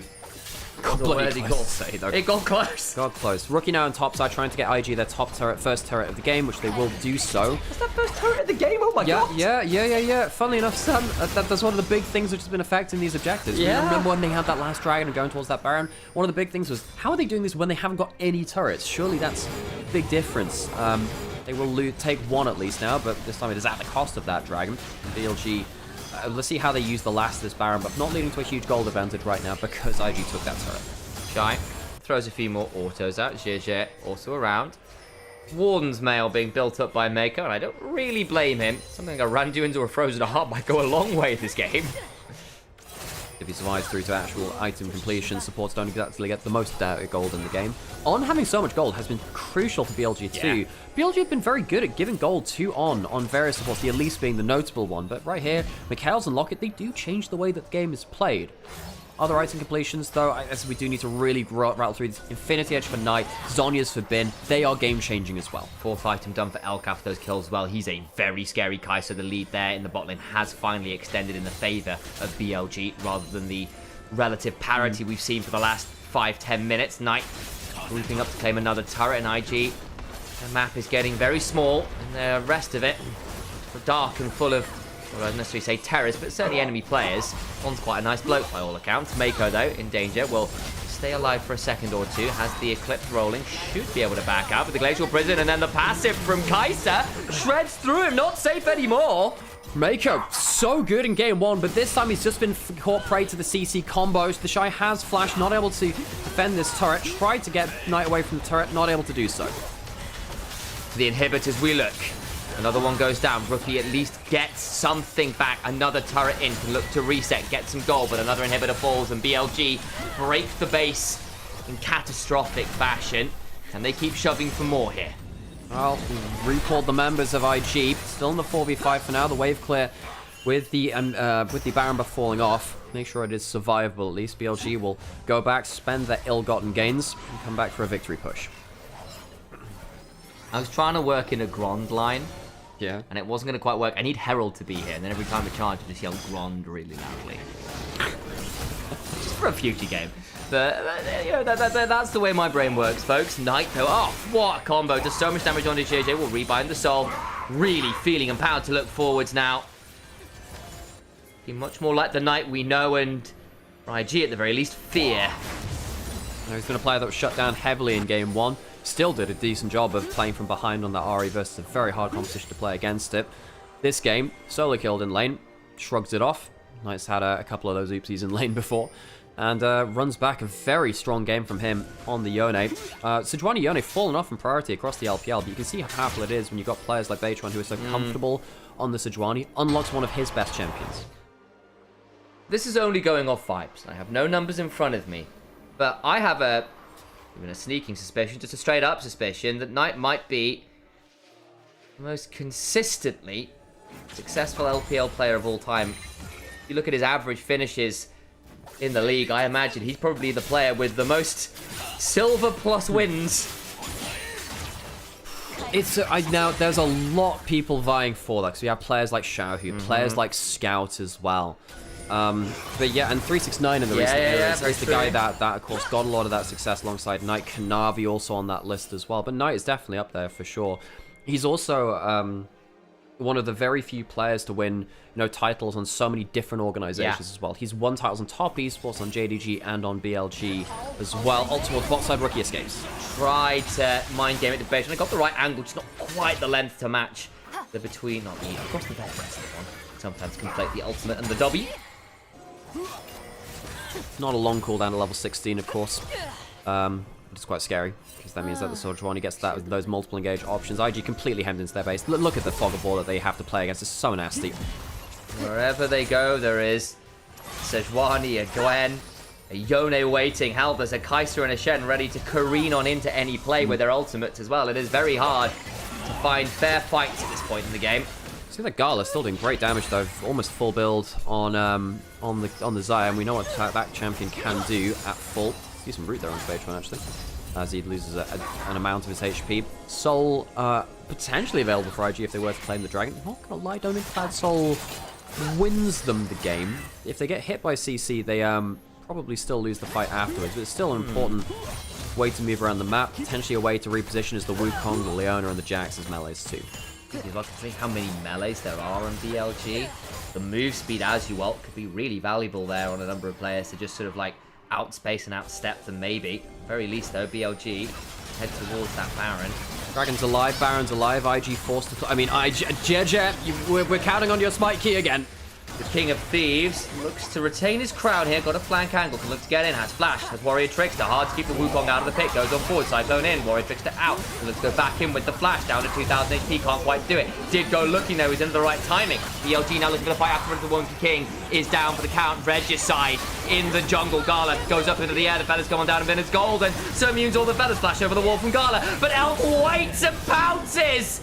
Finds his way into the back end of the play. He should be renaming to Leopard or Panther. He looks a lot more voracious than a mere elf. The Shy will hop over the wall and flash away, but I don't think it'll be for very long as the Q is pressed and the Acathian rain melts through the Shy's health bar. When an Acathian rains, it Acathian pours. Elk 11 kills on the Kai'Sa, the true carry of BLG in this game. And Invictus Gaming, after destroying BLG in teamfights in game one, are made to remember exactly why BLG were considered favorites heading into this series. Mako will go down as Beitron hunts them, and the game will go to even. A back and forth and back again game, but in the end, the mid-game price that IG played around some of those objectives, around Knight's Yone, proves too much. In a very, very long time. Trying to give them some enchanter scaling. The Victor locked in for Knight. We did call that out as a powerful pick. It is immobile into the Jarvan, but my worry for IG is that they jump forward with the Jarvan, they put down the carpet from Renato, and it doesn't matter. You are then left alone. The Victor, good laning phase into the Azir. BLG have much, much better front to back. Kalista Soraka can be powerful because the Soraka can be kept safe by the Kalista, and you hyperscale. But you do need someone who can survive that first part of the fight. You don't have frontliners IG. Jarvan doesn't count. You are going to get blown up. BLG, much better comp. When BLG last played the Scion, the Trundle came in and the Trundle passive here came in. Yes, no, Harold actually just mentioned that, Drumsticks, actually. This is the comps players. BLG looking to reach their finals after missing last split and being the most recent dominant era. Kai'Sa graces the sky. Let's hear those gyros.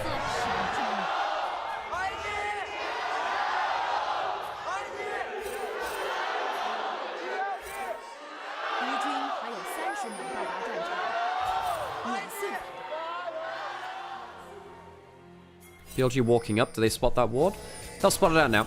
They're spotted on this. Of course, early plans with stuff like the Ashe and the Scion can be very powerful. Tag with a volley, not doing much else there. Jett is spotted walking over towards their own Raptors. They'll know that there's a ward put down. They'll know there's a ward on Raptors. Mako hits that Q early on. We'll remove the bone plating.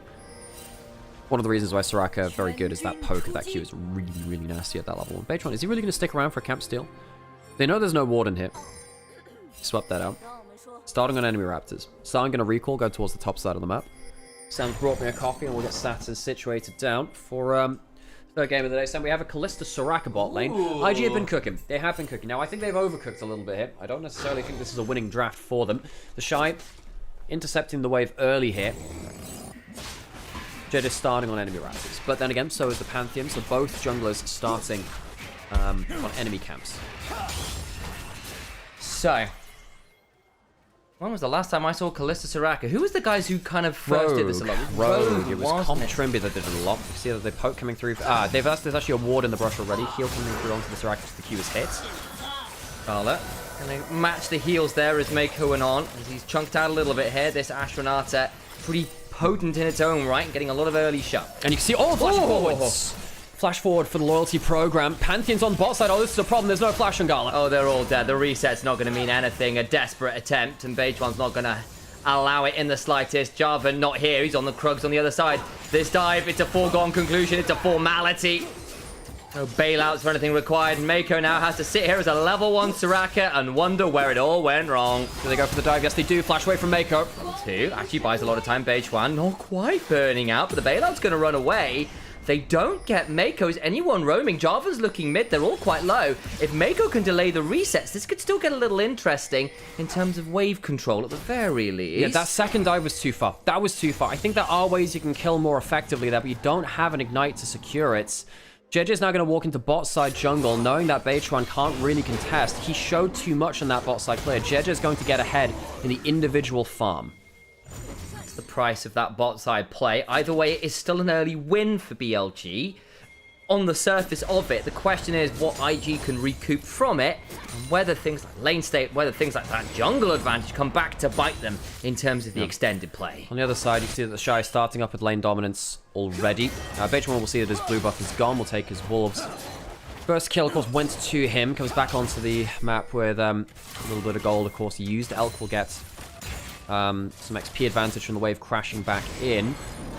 But the Shy is now left alone on top side. No one is helping out this lane. And I was wondering whether Bin would do better than Cube in this matchup. The Shy completely dominated Team WE, who were finally kind of respected by an opponent in this playoffs, and their dream fell apart for themselves. Bin not able to really stop the Shy doing that much in this matchup for now.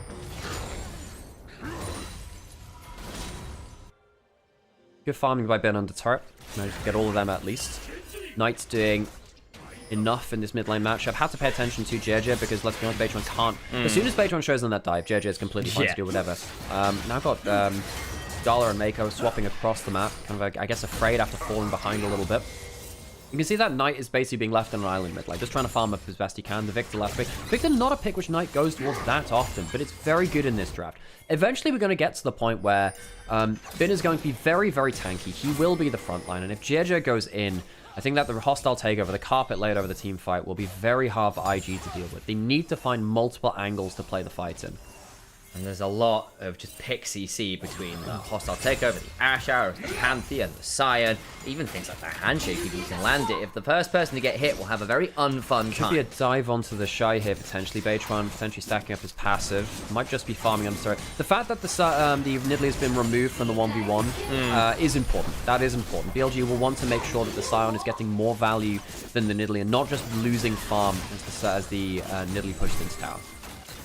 I don't know whether it came up on screen earlier, but I remember Gala, at least this year, hasn't looked the absolute best on the on the Kalista. He individually's played it okay, I think. But I think you're being polite there. Yeah, yes, but it's not been the sheer dominance we've seen of someone like Elk, honestly, on the Kalista.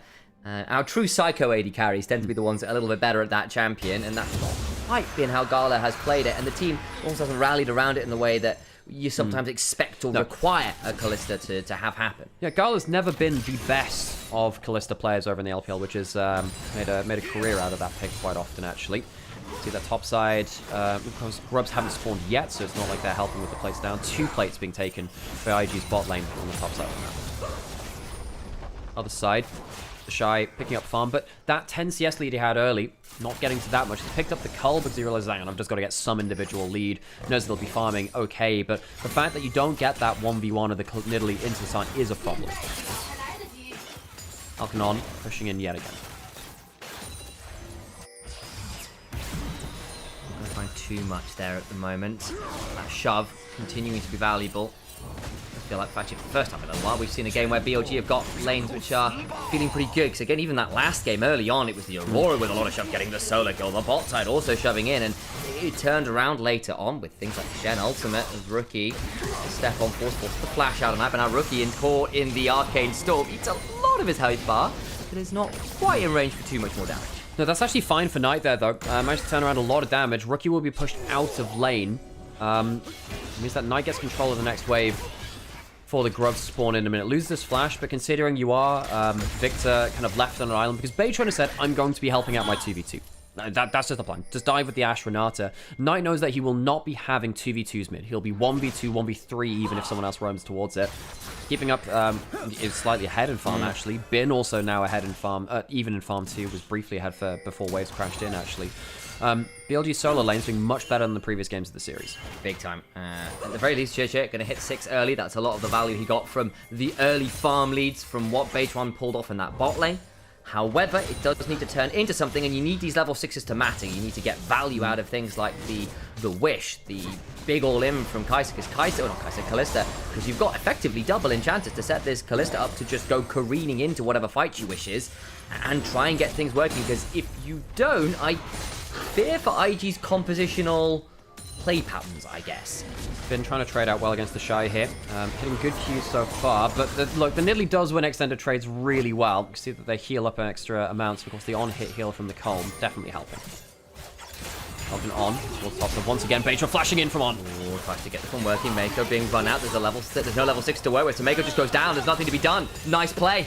On's Renata strikes again. On one side, you have Rookie's Azir, Gala's Kalista. On the other side, you have Elk on playing towards the Ashe Renata, which they've made an absolute career out of. Shield vault onto JJ, who's forced to flash away.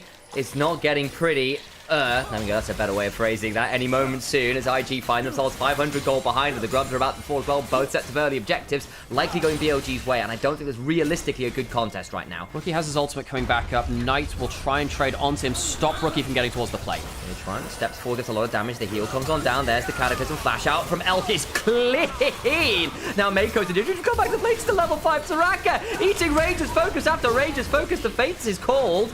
Pokemon, I choose you, Soraka! It's not quite a Jigglypuff, is it? But the song to go to sleep might be something the Shy is now turned on up. All the while, though, finally getting Bin teaming up as well, turning around with the decimated smash. Mako trying to stay alive, heal his way up. The Shy, no mana, flash away from Gala. Just about alive. Baytron needs to back away as the Starfall comes on down the Pierce. Not enough. Bin goes down, and actually the extended plays the sustain. Enough to keep IG in it. Q's hitting onto the backline. I mean, the healing of the Soraka is too much.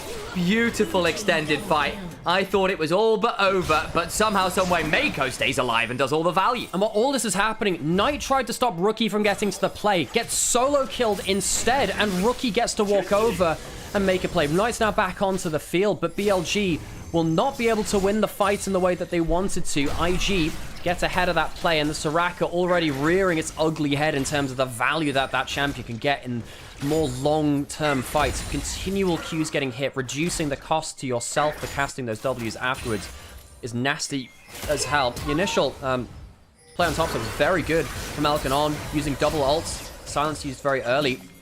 And of course the flash from Mako being down at this point meant that On could just walk up, claim that kill. Already used that flash. Elkin on doing well in the lane dominance. The Kalista Soraka not winning the lane in the way that IG may have wanted to. Is that solo kill you were talking about? Knight does indeed try to go to test, and Rookie says absolutely not. Yeah, Knight goes too far here. I mean, let's be honest, you just used your flash. Rookie is used to the lethal tempo, gets that kill. I think he would have been okay just trading, bits of HP, trying to stop him getting to the plate. You can't die there, though. That's a mistake from Knight. His early games haven't been fantastic so far in this series. Rookie getting the better of him, and Rookie, though his Azir has had a tenuous history, one is quite important here. Back into the picture. JJ on top side, maybe going on to that flashless Knight. The Victor, bit of an ironic name at the minute, as that Knight does not get to survive, meets the full force of an Emperor, but wait! Gets one with him! The Ashe Arrow helping out a little bit there, forcing some movement. Rookie will, however, get to stay alone on this top side. BLG not really giving any help towards Knight, so he'll have to deal with just that global. BLG turn their attention elsewhere, get that dragon on the bot side of the map. Gets them the feat of strength too, actually, because they obviously got 2 of the grubs, so puts them into a good position on that front. But IG taking all the plates and their own grub and Rookie here. This should realistically be a done deal where Rookie picks up this turret. With the teleport coming on through, maybe doesn't have quite enough damage right now. Doesn't have the Nash's Tooth, doesn't have the grub. So it's easy to kind of get tricked to think, oh, he will just be destroying the side lanes. Oh, sorry, he does have that Nash's Tooth, but doesn't have the 3 grubs in the way that, you were seeing really destroying towers. Rookie with a lot of gold now, 4 kills from the early skirmishes. And Rookie's Azir not had the best history within the LPL, especially when you compare it to someone like, Shanks and current form has been much better at that. But an Azir is still an Azir. If he gets gets to auto attack with this amount of gold, BLG will have issues. Massive value there from that one, no doubt. It does bring the gold into IG's favor after a game that was a little bit dicey looking early on with how much pressure they were under, how much Elkanon were getting valued out. Of course, you've still got to turn this into a win, but double enchanter plus double auto attack is in the Rookie has no flash, and he doesn't have an ultimate. He just uses E. He might end up getting ulted here by Baytron because his E is still on first rank of cooldown, long cooldown. This could be a chance for Baytron to ult behind him. Mako here to try and support, but On's looking for it. There is that ult you were talking about. Grand Starfall comes on in. Rookie sidesteps some of the value, trying to find a way to slide out to safety. Finds his way across. Going to try and jump in on the other side. The Cataclysm comes on down, but he's stunned up. The hostile takeover. Not huge value, though. Gravity Field comes on down, and Knight picks up Rookie. Have to watch out for those cooldowns on his Z. If you see someone on his side of the map that can engage onto him, his E cooldown becomes the must-watch ability. Second kill goes over towards... Was that over towards Baytron, or did Knight end up picking that one up? Knight picked it up, okay, that's cool. Right, so that means he cuts that gold advantage down a little bit for himself individually, and Rookie oversteps. Mako very nearly saving his life. That silence was crucial onto Baytron to stop him insta-stunning him, but BLG still pick up the misused E in the side lane. Elk yelling 6 Emperor Tyrannus and ensuring that the Emperor gets hit by the arrow on the way is great work. Going towards bot side as the Shy might have overpushed there. Bin doesn't have ult to force. I don't know when he'll... I don't get that. I'm not wearing headphones, so I don't get to hear that. The Shy does have flash. Might need to use it. No mana. Potentially start to pounce away. Flash from On. Flash from the Shy. The handshake not quite landing this time. Close run stuff. The Shy losing that flash, but happy to buy the time of 3 members on the bot side of the map. Baytron now being walked out by JJ and Mako. Knight's here. I don't really think JJ and Mako want this now. Probably not. Maybe they can look for the smite fight. JJ gets across the gravity field, but looking to steal it, can't quite. They both got red buffs on top of them, so I believe that means that Baytron's quick enough with that secure. Yeah, you could see the gold just hop. I saw the gold hop up on the top there, so I believe it was him that picked that. Rookie will take that top lane turret. Eventually, Zir turret put down to provide some extra pressure. Well, Knight actually not got the E upgrade yet, interestingly. He might have upgraded... I think he actually ended up upgrading the Q instead first, which is a little strange, just to give the double shield value. Knight was trying to body block Rookie, but couldn't quite do so. But yeah, Rookie had misused that E beforehand, so it wasn't quite on cooldown as the engage came through. Good arrow secures the kill, though. And BLG, despite not having the easiest time of it, will claim it. I thought Rookie was out scot-free, and then absolutely not. Good arrow from Elk. Eagle vision there. I remember we had some stats earlier on in the split with like people's Ash arrow accuracy, and I remember Elk's was right up there. The highest was 1xN, who basically was it heat seeking. I think it was the most, like the highest hit rate in a single game. Yeah. And 1xN was like 21 from 22 in a single game. It was mental. Absurd. Sometimes, you know, it doesn't show the value of the arrows hit. That one, very valuable, of course. Some of them we just go into an ulting Scion. Less so. Saw that one the other day. Rookie, level 11. Does have flash, does have ult. A little more safe. Now, 2 items as well. That Rylai's gives you an extra amount of HP to work around. Hull just cashed in as well from the Shy, so suddenly his gold loons to 1,000 gold as well, so he's feeling a bit better. And IG, after another tumultuous early game on both sides, have managed to come out with a minor gold lead here. Herald being started by BLG. Yeah, they spotted Soraka recalling, which means that if they can rush this, there will be no support coming through. They will still have that global ultimate. Don't think JJ wants to go in for a steal. He'll put himself too far out of position. They claim it before the Soraka can get back into position. The fight afterwards. Rookie flashes away from the arrow. Shield Bolt to come on down. Cataclysm down. Knight caught in it alongside On. JJ forced to back away. The heals come on through. Rookie with a shuffle. Baylor comes on through to Elf, who does get the reset, but will die afterwards. Hostile takeover. Fantastic. Fate's call, though, buys some space for Mako. Comes back in it. Grand Starfall begins to come on through. Mako give alive briefly. Gala trying to hop, skip, and jump, but it's into a 6-foot ditch in the ground. A grave by any other name. Finn now stepping on forward. IG forced on the retreat. They played far too close to the fire there. The Shy, walking up, trying to do some extra damage. Really good disengage and splitting of the carries by BLG. Knight and Elk not hit by the same skill shots really helps for BLG there. Knight not hit by the Azir ultimate. He's around to turn some damage back, and of course Scion does get more value this time, gets an assist into that play. Dragon has now spawned. A couple of flashes blown on either side now. Finn going to get some healing from the honey fruits. Jump on forward, Baytron eats a lot of damage, or rather, puts a lot of damage out. That's the wrong way of phrasing that. Either way, the Shy should not have been there in the way that he was and dies. Now, looking at how JJ manhandled Monkey and how Baytron was manhandled by Tarzan, you'd be thinking that the jungle advantage would be in the favor of IG, but Baytron having a great game on the Pantheon so far. Another clean ultimate in that fight, going towards the Dragon. See if the Smite key is as clean. Should be here. You feel like between the Q and the Smite, be a done deal, and it is indeed. That is a 16-minute Hex Soul point. Ooh, boy. And especially with BLG arguably outscaling, that's a huge factor. The Nidalee is not going to be the late-game menace all the time, especially when you don't explode the gold leaders. 1,000 gold up is actually quite livable at this point. Rookie tries to get some damage down to Baytron, but there's no extra follow-up. Very lucky to not get completely chain CC'd. This is the big moment here, right, though. Knight and Elk end up splitting for Rookie's ultimate. Knight gets himself away from the damage, and Mako's died on the other side of the map. Was that another ult from Baytron? I don't think so. Didn't even need it. No, they didn't. I think Elk's ult is on cooldown, so it might well have been that. And that is a fairly significant pick-off nonetheless. Nice one there. And look, here's the arrow coming on down. Snipe from Elk, this guy. JJ dodges it. Mako doesn't. If that hits JJ, he might actually live there, you know. Now, while this is happening, IG had committed a lot of members bot side. Bin gets to pick up a turret top side.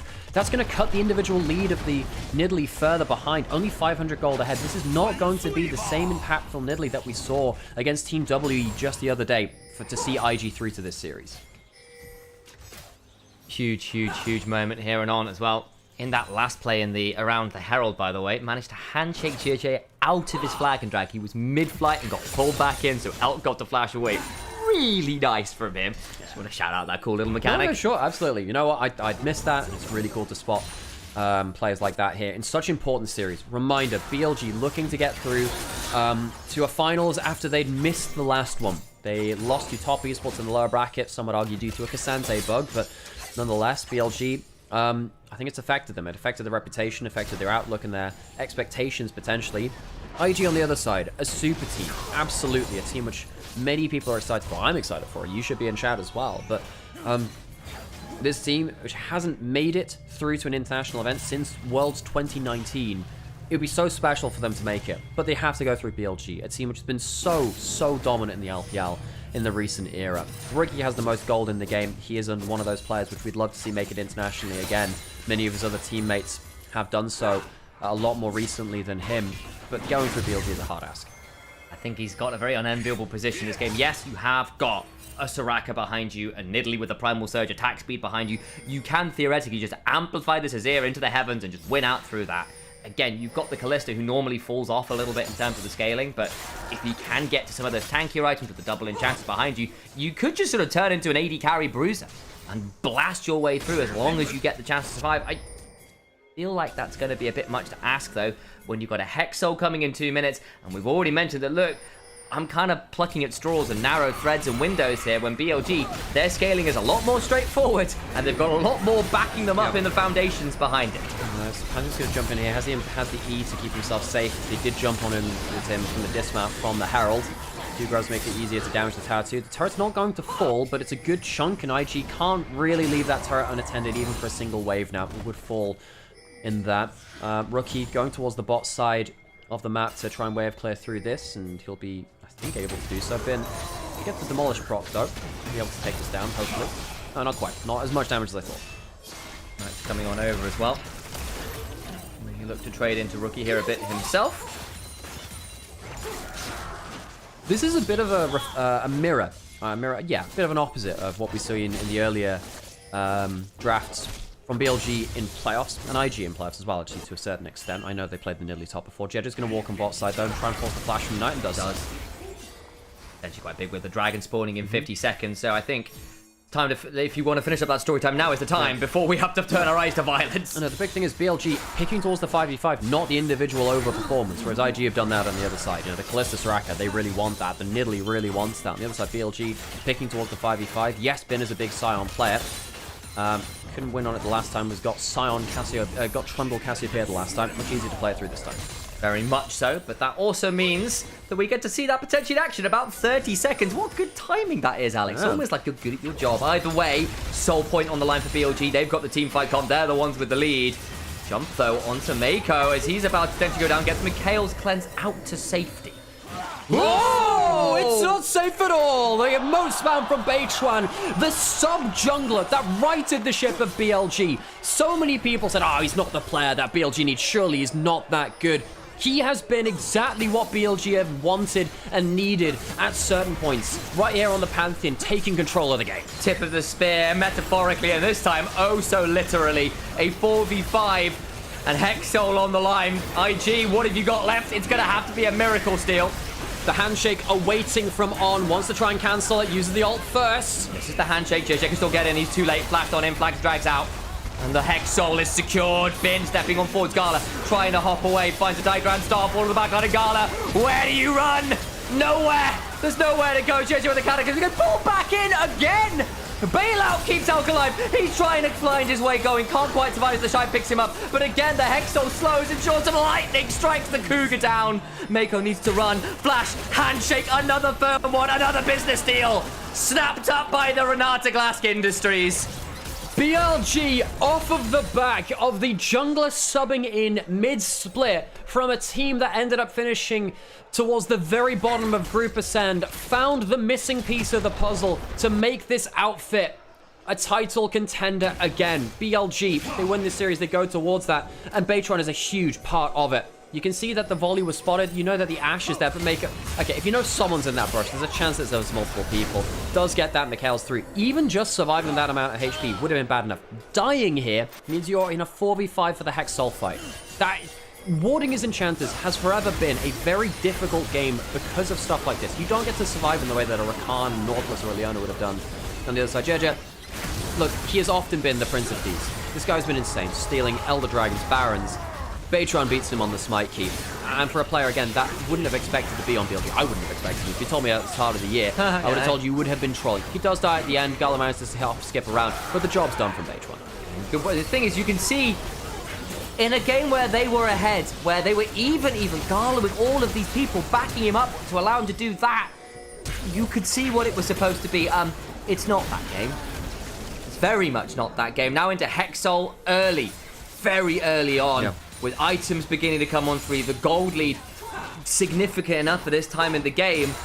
IG, I feel like their chances are dwindling, though a pick onto On here might be a good start. Can bail himself out, will not need to use it quite yet. The hostile takeover comes in. Gala hopping around, does get some value, is continuing to jump, but finally has his ankles broken. Look at the back end of it, though, as the Shy picks up another. Unfortunately for them, though, there is a massive arcane storm that is looking increasingly devastating for the structures of IG. Mako runs away, throws down an Equinox that slows down Baytron, but again, he caught between two turrets, and Saruman the Wise will look to try and find something. I don't know whether Pantheon really is a good proxy for that particular member of the Lord of the Rings cast. Alas, that is the position we are in.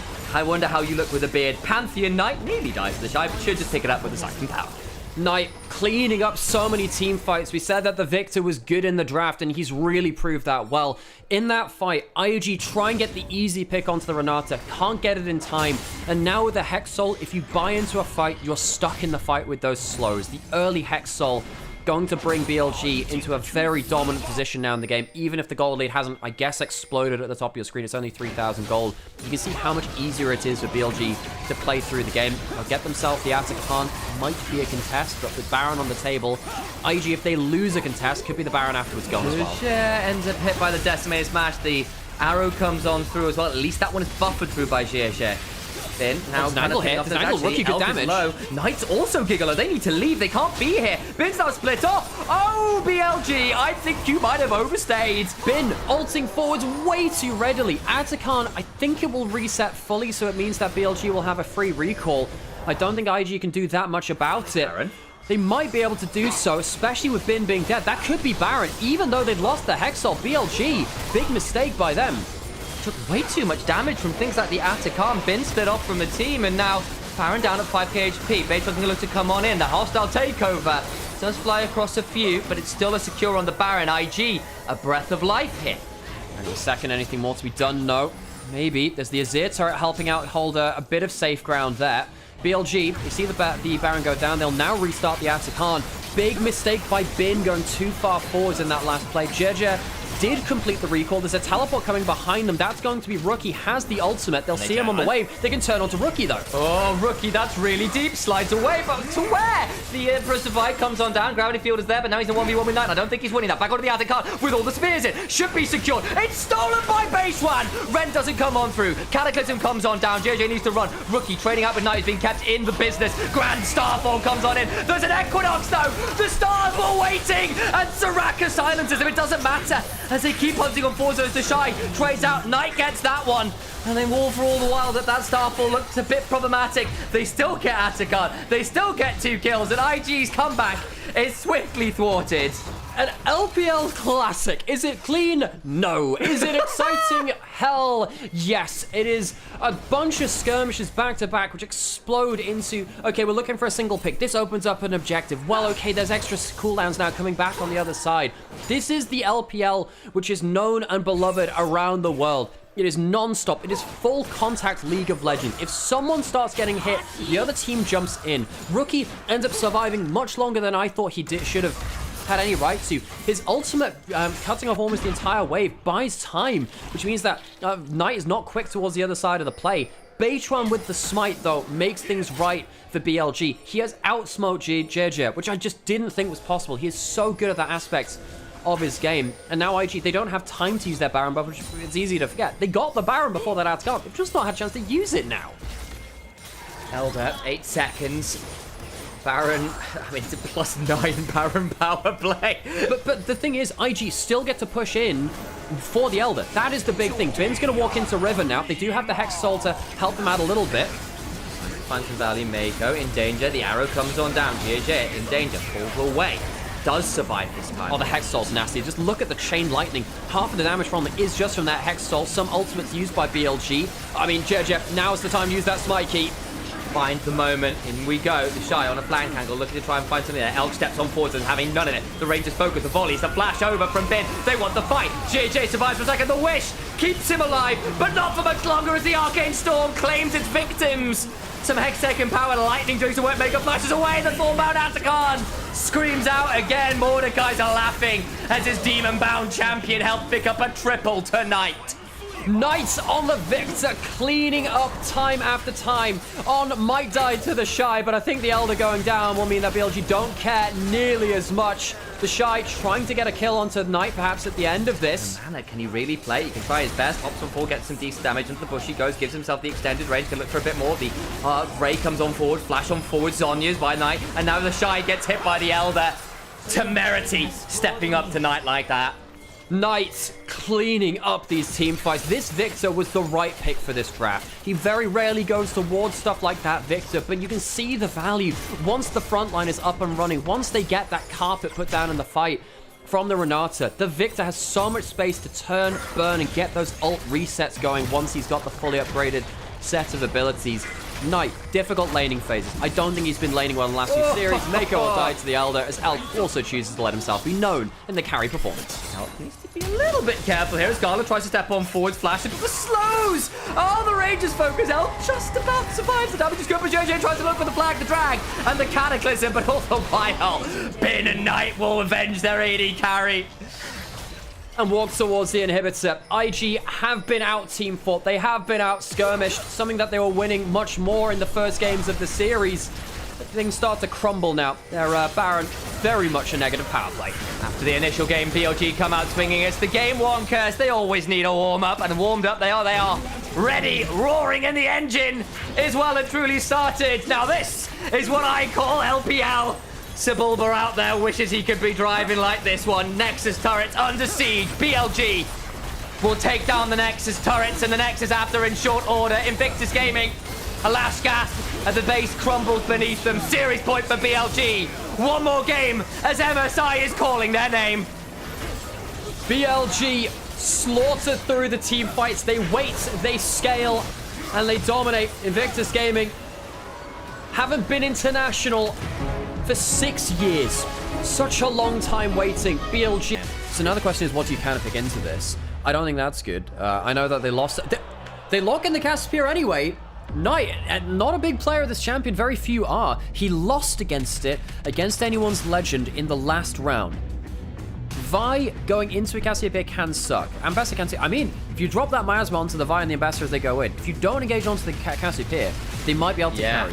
What BLG, I think with this composition are saying is, one person will get engaged onto, we will sacrifice them and turn it around with the likes of the Shinzo and the Cassiopeia buying time.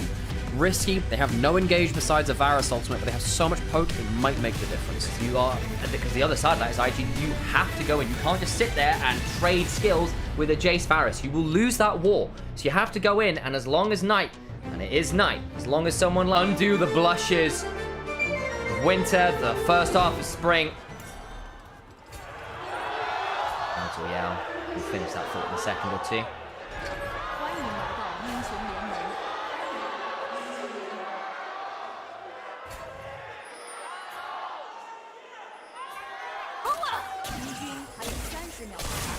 For Invictus Gaming, is their chance that definitely in their favor. You need this win. Again, it has been many, many years since this team has made top 4. Never mind top 3. It has been many, many years since this team has gone internationally. It is a team of legends, a super team that underwhelmed, much like BLG. A lot of our LPL teams, I hate to see it, have underwhelmed, have been in the mud figuring out exactly how they want to play the game again. First stand was not a pretty look for this region. These teams, when it matters here in spring, have turned it on.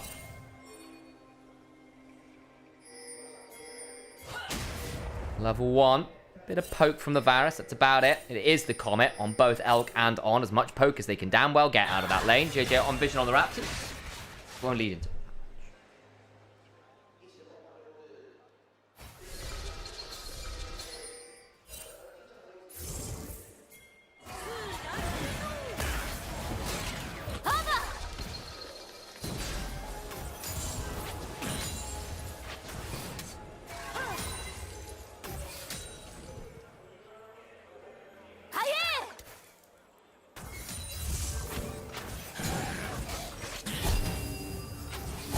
Barrier for barrier.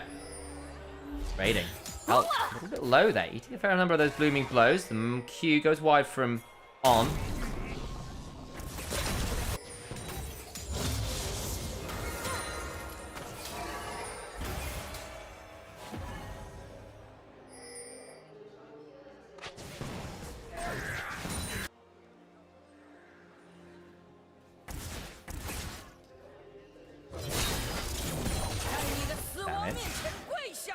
Raiding out there, but it is the winning lanes we were talking about.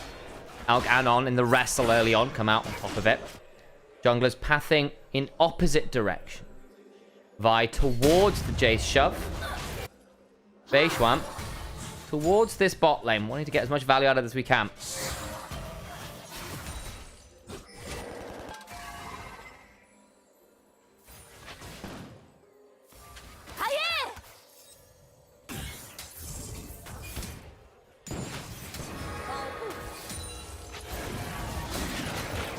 Damage comes on forward, double Comet landing.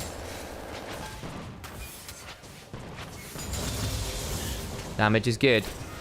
Red side and LCK is 9 and 1. What the hell? That's kind of crazy, actually. Maybe that was team dependent there. Terrifying stat going into MSI. Yeah, it kind of is. Where's Nymaera? He's just gone to get himself a cup of coffee. He'll be right back. It's just me for now. Apologies for that. Beishwan. Ooh, just one woman can find it. The heal comes on down. On's gone forward. But the damage on the Mako is really heavy. The hail of arrows just wide. Ooh, that got spicy. But Mako down both summoners. Elk burned his flash, though. And this is a Varus. He's a little immobile. Can be a bit dangerous. The renewal put down. Gala forced to Valkyrie away. Hello, Alex. Welcome back. The Varus Karma, that laning phase is terrifying. BLG, they don't have much in the way of engage, but they do have that whole thing called damage if you do sit there. And in the early lane, that becomes really impactful. Q hits from Knight there, trading onto Rookie. Gala has flash, might be forced to blow it. It is indeed. Flash over from Beishwan. Doesn't have a lot of mana. Flash from On. Puts down the renewal. It's still going to be arranged for the 10th there. And Beishwan gets the kill. That's bad, because this is a death. As you're trying to fix your wave state, you haven't been able to do so. You die, so you're not going to be able to do either of those things. On will be able to stop Mako from interacting with him too. Knight might get rooted here. This could be a problem. Does indeed eat a realm warp on the Rune Prison, and JJ fails the Q flash. Little embarrassing, that one. Rookie's now in danger to win Fangs. Knight Knights outplays in the 1v2. You had him in the first half of the series, but maybe not this one. Bin looking to follow suit on the top side. Yes, a lot of damage. Got the flash forwards to get the third rebound. The turret's not quite enough. Now the Shy has got more energy. Bin, no mana, needs to find a transformation. The shock blast that he has this, but I wonder whether both these top laners don't want to take the flip. On a ward though, Bin has to be wary. He has the repudiation. Should be safe now. Even if the shock blast were on target, he could shield through it. The Shy not going to go down to the Bin, and his insect opportunity there from the Jace. Hang on, hands check here. Shock blast going to come out of that fog of war. Bin does have him in his sights. Waits for that reset to happen. Now instead we'll clear through the wave, and the Shy will teleport back. Bin stuck around to get that shove, and again, you've got to be very wary. We've seen both of these top laners, particularly say in that first game, dive for the wave. It's a top lane thing. We've both chatted to the likes of Finn and Odoamne over the years here in Europe about the fact that sometimes you just have to suck it in for the wave. So this is the play in mid lane. One of the things that you forget about Cassiopeia is how much she heals and the continual damage you have. In extended traits, even early into the game, huge issue. Jeje flashes late and flashes off target. Well, I think if he'd flashed a little earlier, it would have made the difference. Right, yeah. And then Rookie gets hit by a wayward cube. Look, if you don't play against Cassiopeia that often, sometimes you forget the damage calculations. I mean, we saw Jojo picking this champion up in LEC playoffs just the other week. Won a title with it, and even he was saying, like, I haven't played this in 2 years. I needed to ask, like, my top laner, Mio, who actually has played more of it. What do I build? What do I build? What do I do? Oh, the Mayaz caused some weird input buffers. That's true. That's true. You know what? Shout out to that. Bin will probably die on this top side. He has no flash. Ult hits. There you go. Great shout out in chat. Bin is going to die here as we suddenly our scales fall from our eyes about how that mid lane play happened. Bin will just have his arms fall from his body. That's completely true. So Bin's going to die here. The wave will push out, I think. I don't think that's going to be frozen there. But yeah, basically, because he's hopping over the Mayaz, can't flash while he's over it. So he maybe input wrong there. Gala may go on the threat again.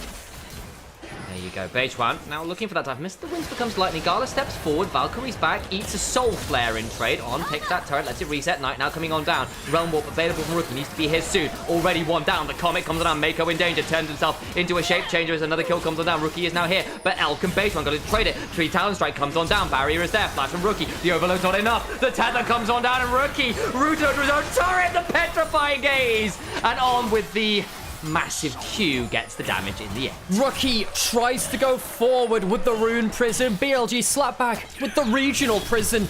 This is the game which could see Rookie towards international appearance for the first time since 2019. BLG do not want to let that happen. BLG have been the international threat from the LPL of the last year. Shy teleported down to try and pick something up, but BLG, despite a bad first game of the series, have been the better team today. The first ever mid laner to win the LPL World Championship, but what did it cost him? He seems to have gotten the monkey's paw curse well and truly upon him, has yet to go to an international after. Rookie at Worlds, the meme lives on. Rookie at MSI, looking in question here. Just clarify, one Worlds went to another Worlds after that's 2019. Very true, actually. You're so right. And also MSI. Yeah, you're right. You're right. So he had that brief year and he had that brief year and a half where he was top of the world, but he hasn't been back since then. IG will take the grubs on the top side of the map. Look, that's a less cool story. It's a less good monkey's paw, but you're absolutely right. Actually, in fact, that's when EU won their first MSI, so maybe that was. Big Sometimes you forget because they weren't on the final stage there. Felled by Team Liquid in the semi-finals. One of the greatest international upsets ever. Team Liquid beating out Invictus Gaming at that 2019 MSI. Often, obviously, overshadowed by GT winning the title against Team Liquid afterwards. But make no mistake, IG, Rookie, was so good for a brief period of time. The one title, which they won, of course, too, back in 2019. They did, of course, compete much earlier into the LPL too. They've been around for a very long time. IG, one of the founding members of the LPL organizations. But not been all sunshine and rainbows. The great thing about the LPL, there's always another team ready to pick up the mantle and to be the next big team. You go through the whole list of LPL teams, grand majority of them have been relevant at different times, top 4 times. BLG here have been top 4 ever since 2023. That was when they rose to dominance. Finn, one of those players who has been one of the Talismans, the figureheads of the LPL. There's a lot of them in this game, bluntly, everywhere you care to look. This one, perhaps the one glaring exception to that. 5 of them, at least, are not going to MSI. Right. Good noxious blast. Misses the petrifying gaze, gets turned around on, but still got so much wave speed to work with. Stack the poison, needs to be a bit wary, needs to land another noxious blast. No more steps available, can start to hunt forward. The move speed hunting, and the poison sinks deep in the veins. Knight has been practicing, folks, and IG are suffering for it. Bin jumping on the other side of the map. Rookie now in danger, the cease, the desist, the deceased. For Bin, perhaps he does go down. Phase 1 got the Crescent Guard rolling. Lots of low health bars on now roaming as well. It's a support in the jungle. They're going to try and realm warp out to safety. Can't find the knockup. Didn't have the knockup primed, was looking for the damage, I think, instead. The raw damage would have been able to kill Rookie. I don't think he would have had time to get through the 3 auto attacks. Knight with a solo kill on the bot side, evened out by a kill on the top side, but he also manages to stick in for an extra wave there. He's going to come back out onto that with, I assume, a very early Rod of Ages, by the way. Only 11 minutes in, but he's got so much kill participation. IG may have given way too much gold over to Knight. I think his backline mage performance on the Victor earlier was exceptional, and right here now, yeah, he's got that 10-minute Rod of Ages. And so much gold behind him. This Cassiopeia is going to be so hard for IG to deal with. And this was the Cassiopeia was supposed to be the X factor, the linchpin to keep this relatively fragile but potent draft in terms of damage alive, to counter the dive. But it was going to need some serious chops on the Cassiopeia, and Knight. Maybe not chops, but fangs certainly in galore. Now, the Cassiopeia players in the LPL are pretty limited in number. Only really Shanks in the modern era is the person who's been playing it a lot. Knight picking it up and making it look like it's his specialty champion. Like, yeah. If you played like this, as another player around the world or in the LPL, you think, oh, this is his champion. It's not. He's just picked it up for the first game. Look, I'm going to go look it up. Sam, you can go keep yapping. Absolutely. When was the last goddamn time he played this champion? Because I can't remember it off the top of my head. It's been a long time. And he's putting out a hell of a performance on it. It's a big deal, for sure. And I am remembering that people over in LTA have been playing a little bit. Quid, actually looking phenomenal. It's become a bit of a talisman pick for him. It's been other regions. You go, haha, it's just LTA. And then you kind of go, actually, no, they had something here. I am seeing the value of this champion. Knight, last time he played at MSI 2023 against T1. Of course, we'll be fighting for a chance to get towards that. Genji and H-Lee fighting for the first seed from the LCK. Currently, right now, if you're enjoying that series, put us on the second screen. Tell us how it's going, because we want to know as well. Besides that, though, very few games the champion for Knight. He has a lot of value. Another insect onto the shack. Bin, now in potential danger, throws out the public execution. The wind becomes lightning, but it doesn't strike onto the Shy, who does still get hit by that focused resolve. Mako throws the Pop Blossom out, but unfortunately Pop goes to Nico. The nursery rhyme looking a little bit dire here. Brothers Grimm style, as the Nico is no more. Yeah, this is the fairy tale uncensored. This is the one with all the grisly gore. There's Nico. Sadly, at the wrong end of that. BLG let the Nico go through, but they gain the Varus, they pick the Karma later. The Nico has not got laning value, has not had skirmish value either. And this is the problem about playing against BLG. I think later into the game, if you had this Nico, Vi, and Bessa combo with the Corki jumping forwards to follow the combo, pretty hard to do much about that if you're even in gold.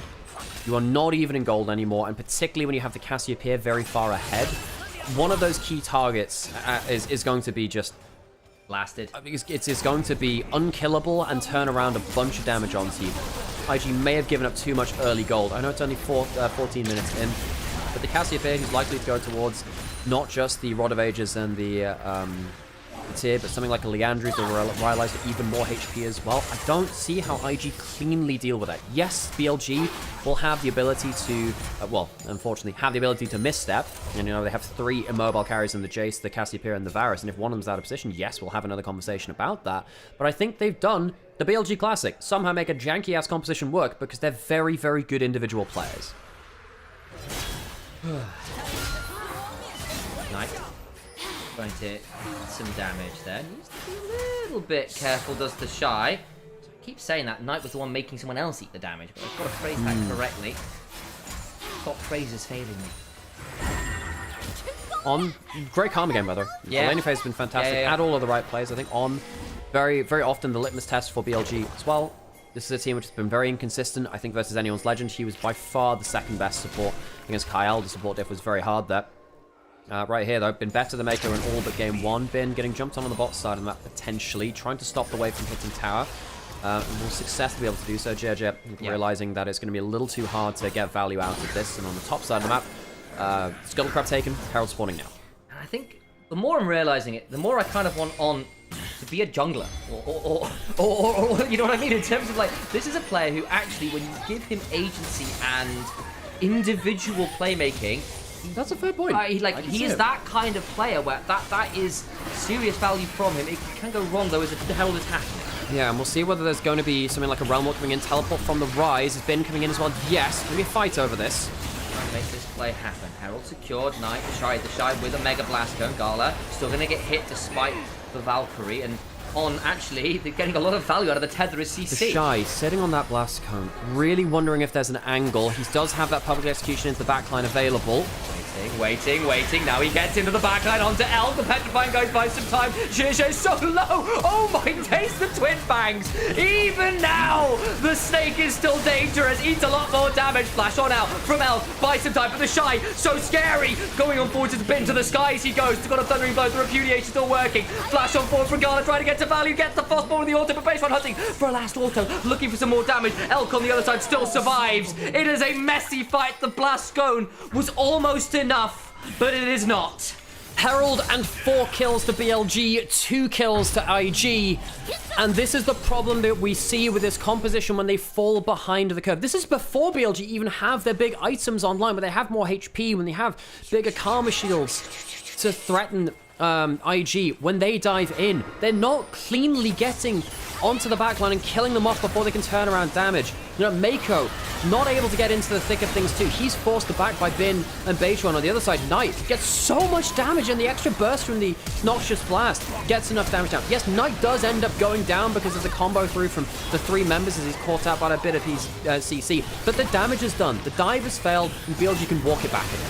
3 for 4 in the end, of course. On did respawn at the end. Yeah. No, that's fine, because it's just something it was actually a really messy fight. Because I had the same thing. Like, did On die? I can't remember, and the answer was in fact.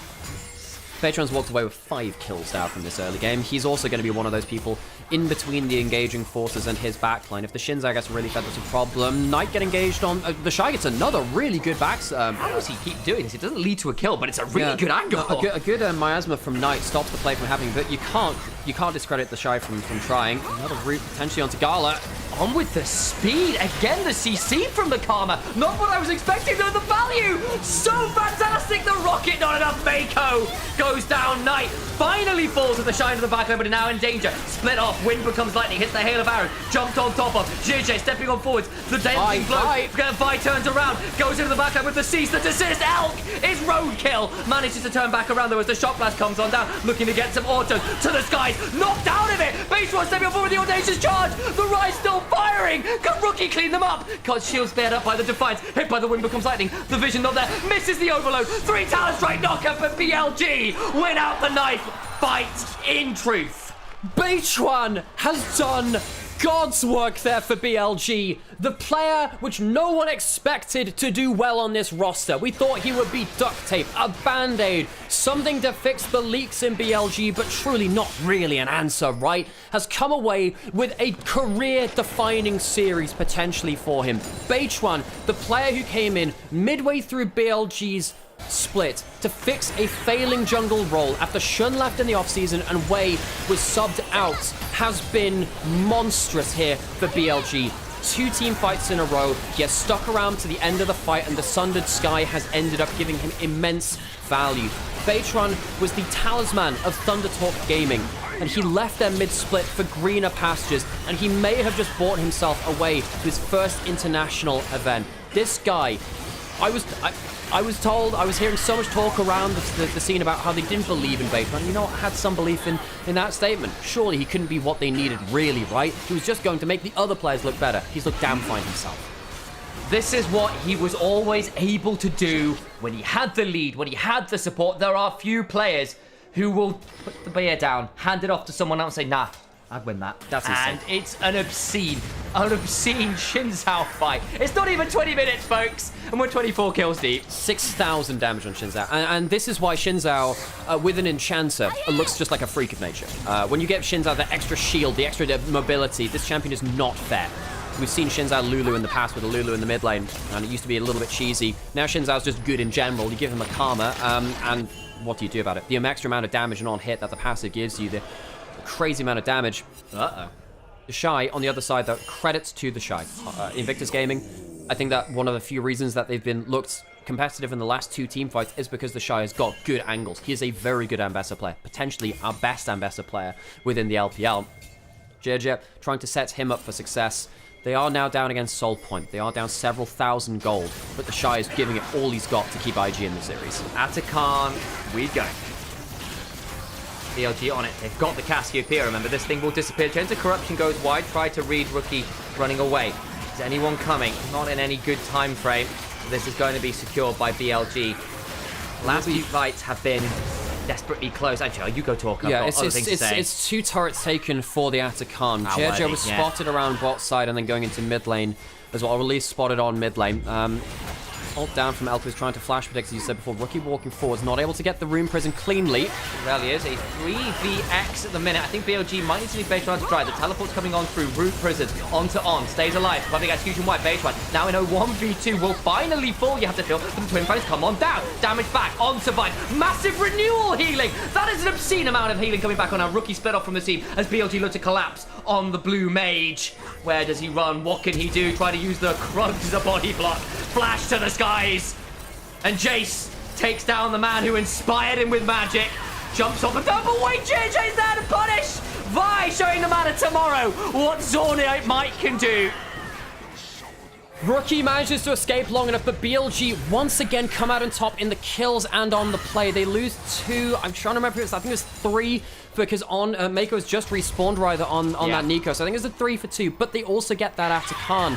The gold is getting more even because IG have taken a couple of towers across the last few minutes as we were talking about before this. Dragon spawning in 10 seconds though means that BLG could get a 22-minute soul from the Chemtech. And in this game, it means so much. The extra heal and shield power will apply to Karma and it will apply to the Shinzao healing as well with just the base damage. And of course the tenacity against some of these members too could be crucial. BLG, they've been playing around low health bars already. This is a game where Chemtech Soul could genuinely decide the game. Oh, that GP sucked! Just about out of range. Rookie goes golden. The Tones Corruption just early, but he's still going to be a very dead Rise.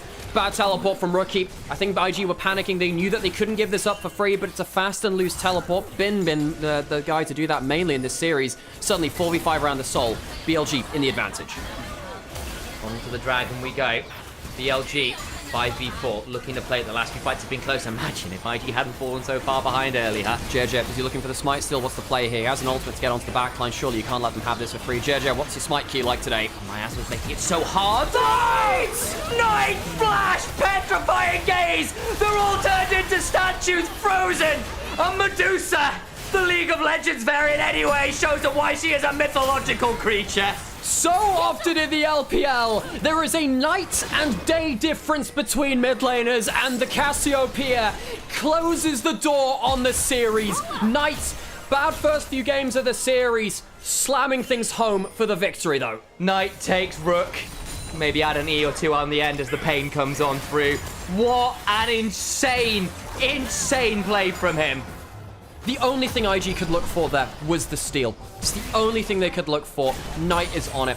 When he won his titles back in 2022, when he was playing the Syndra, the stun over the wall on that exact spot is what won them that harsh rivalry against JDG. He does it on Cassiopeia, flashing over that very same wall. Knight's history so often hinging around that one bit of terrain around the Dragon Pit. It's beautiful. It's a thing of beauty. I'm trying to remember it, trying to think actually, was this off vision? Put a ward down over. Sees the Q there, hits it onto someone, sees it over.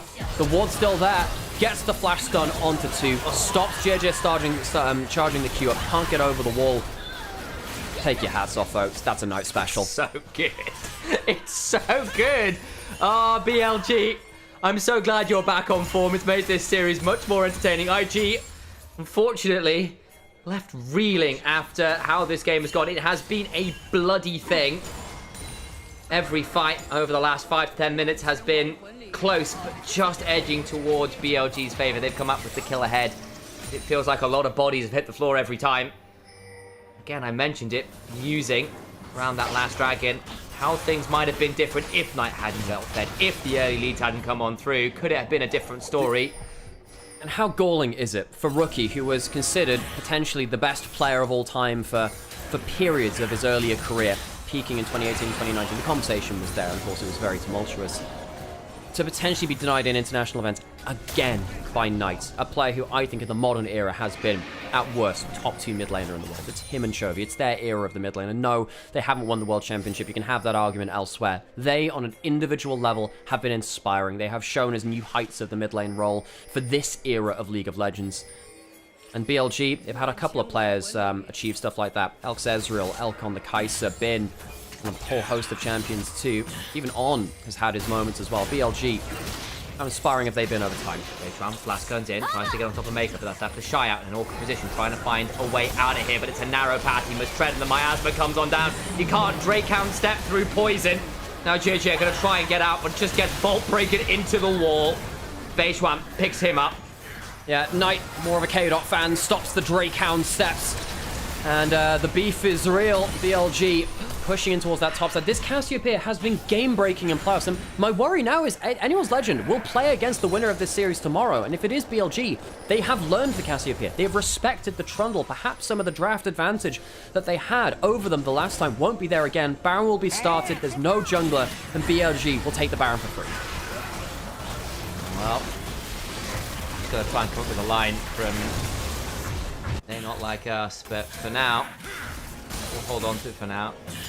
What a reference, by the way. That's clean stuff. You gotta love it when you cast it on form. We have only the best here for you who enjoy the LPL. And I hope you're enjoying it as much as we are, because it's special to be seeing players like Knight playing like this. Players like Beitron coming out of nowhere. Look, a lot of people, if you are watching this right now, a lot of people will not know who Beitron is. You watch his Pantheon game, you watch this Shinzao game now, and you say, look, I was there on the train early, and if he does do something internationally, this is the kind of game you'll look back towards, this Shinzao game, the Pantheon game before this, and say, yeah, you know what? I saw this happening before. You could have been part of that special crew. Maybe not on the ground floor, but maybe floor 1. We saw him back on TT. Where there were some real OGs around there instead. And BLG, a team which it would feel wrong if they didn't make a finals, despite them falling off from last year, not finding that same magic and the chemistry which saw them through to international finals. Perhaps it's rekindled. Gold lead ballooning to 8,000. The Chem Soul on top. Look at those items. IG, you have a miracle in a dream. Mako goes looking for it. I think that miracle fizzles. They went looking, can't find a petrifying gaze. Lands. Rookie goes golden. Buys some time. Still got a bit of HP to work with. The flash keeps him alive. Realm warp away. Flash for the 3 talent strike. And you're out. BLG once again crushed through IG. They can't reach the targets they need. This time it's Mako that fails. A great start to the series. A floundering end as IG in the deep end against BLG, struggling for air. The inhibitors under siege. Bot lane falls. Mid lane shortly after. Invictus Gaming. The super team run through the lower bracket. How deadly they look. BLG finally bring down a few more health bars in their ignominy. Their defeat in the upper bracket is avenged. MSI awaits. Billy Gaming. Their error may not have failed them yet. A stumble in winter. A stumble at the beginning of spring. But glory awaits. International once more. Billy Gaming will be your second LPL representative.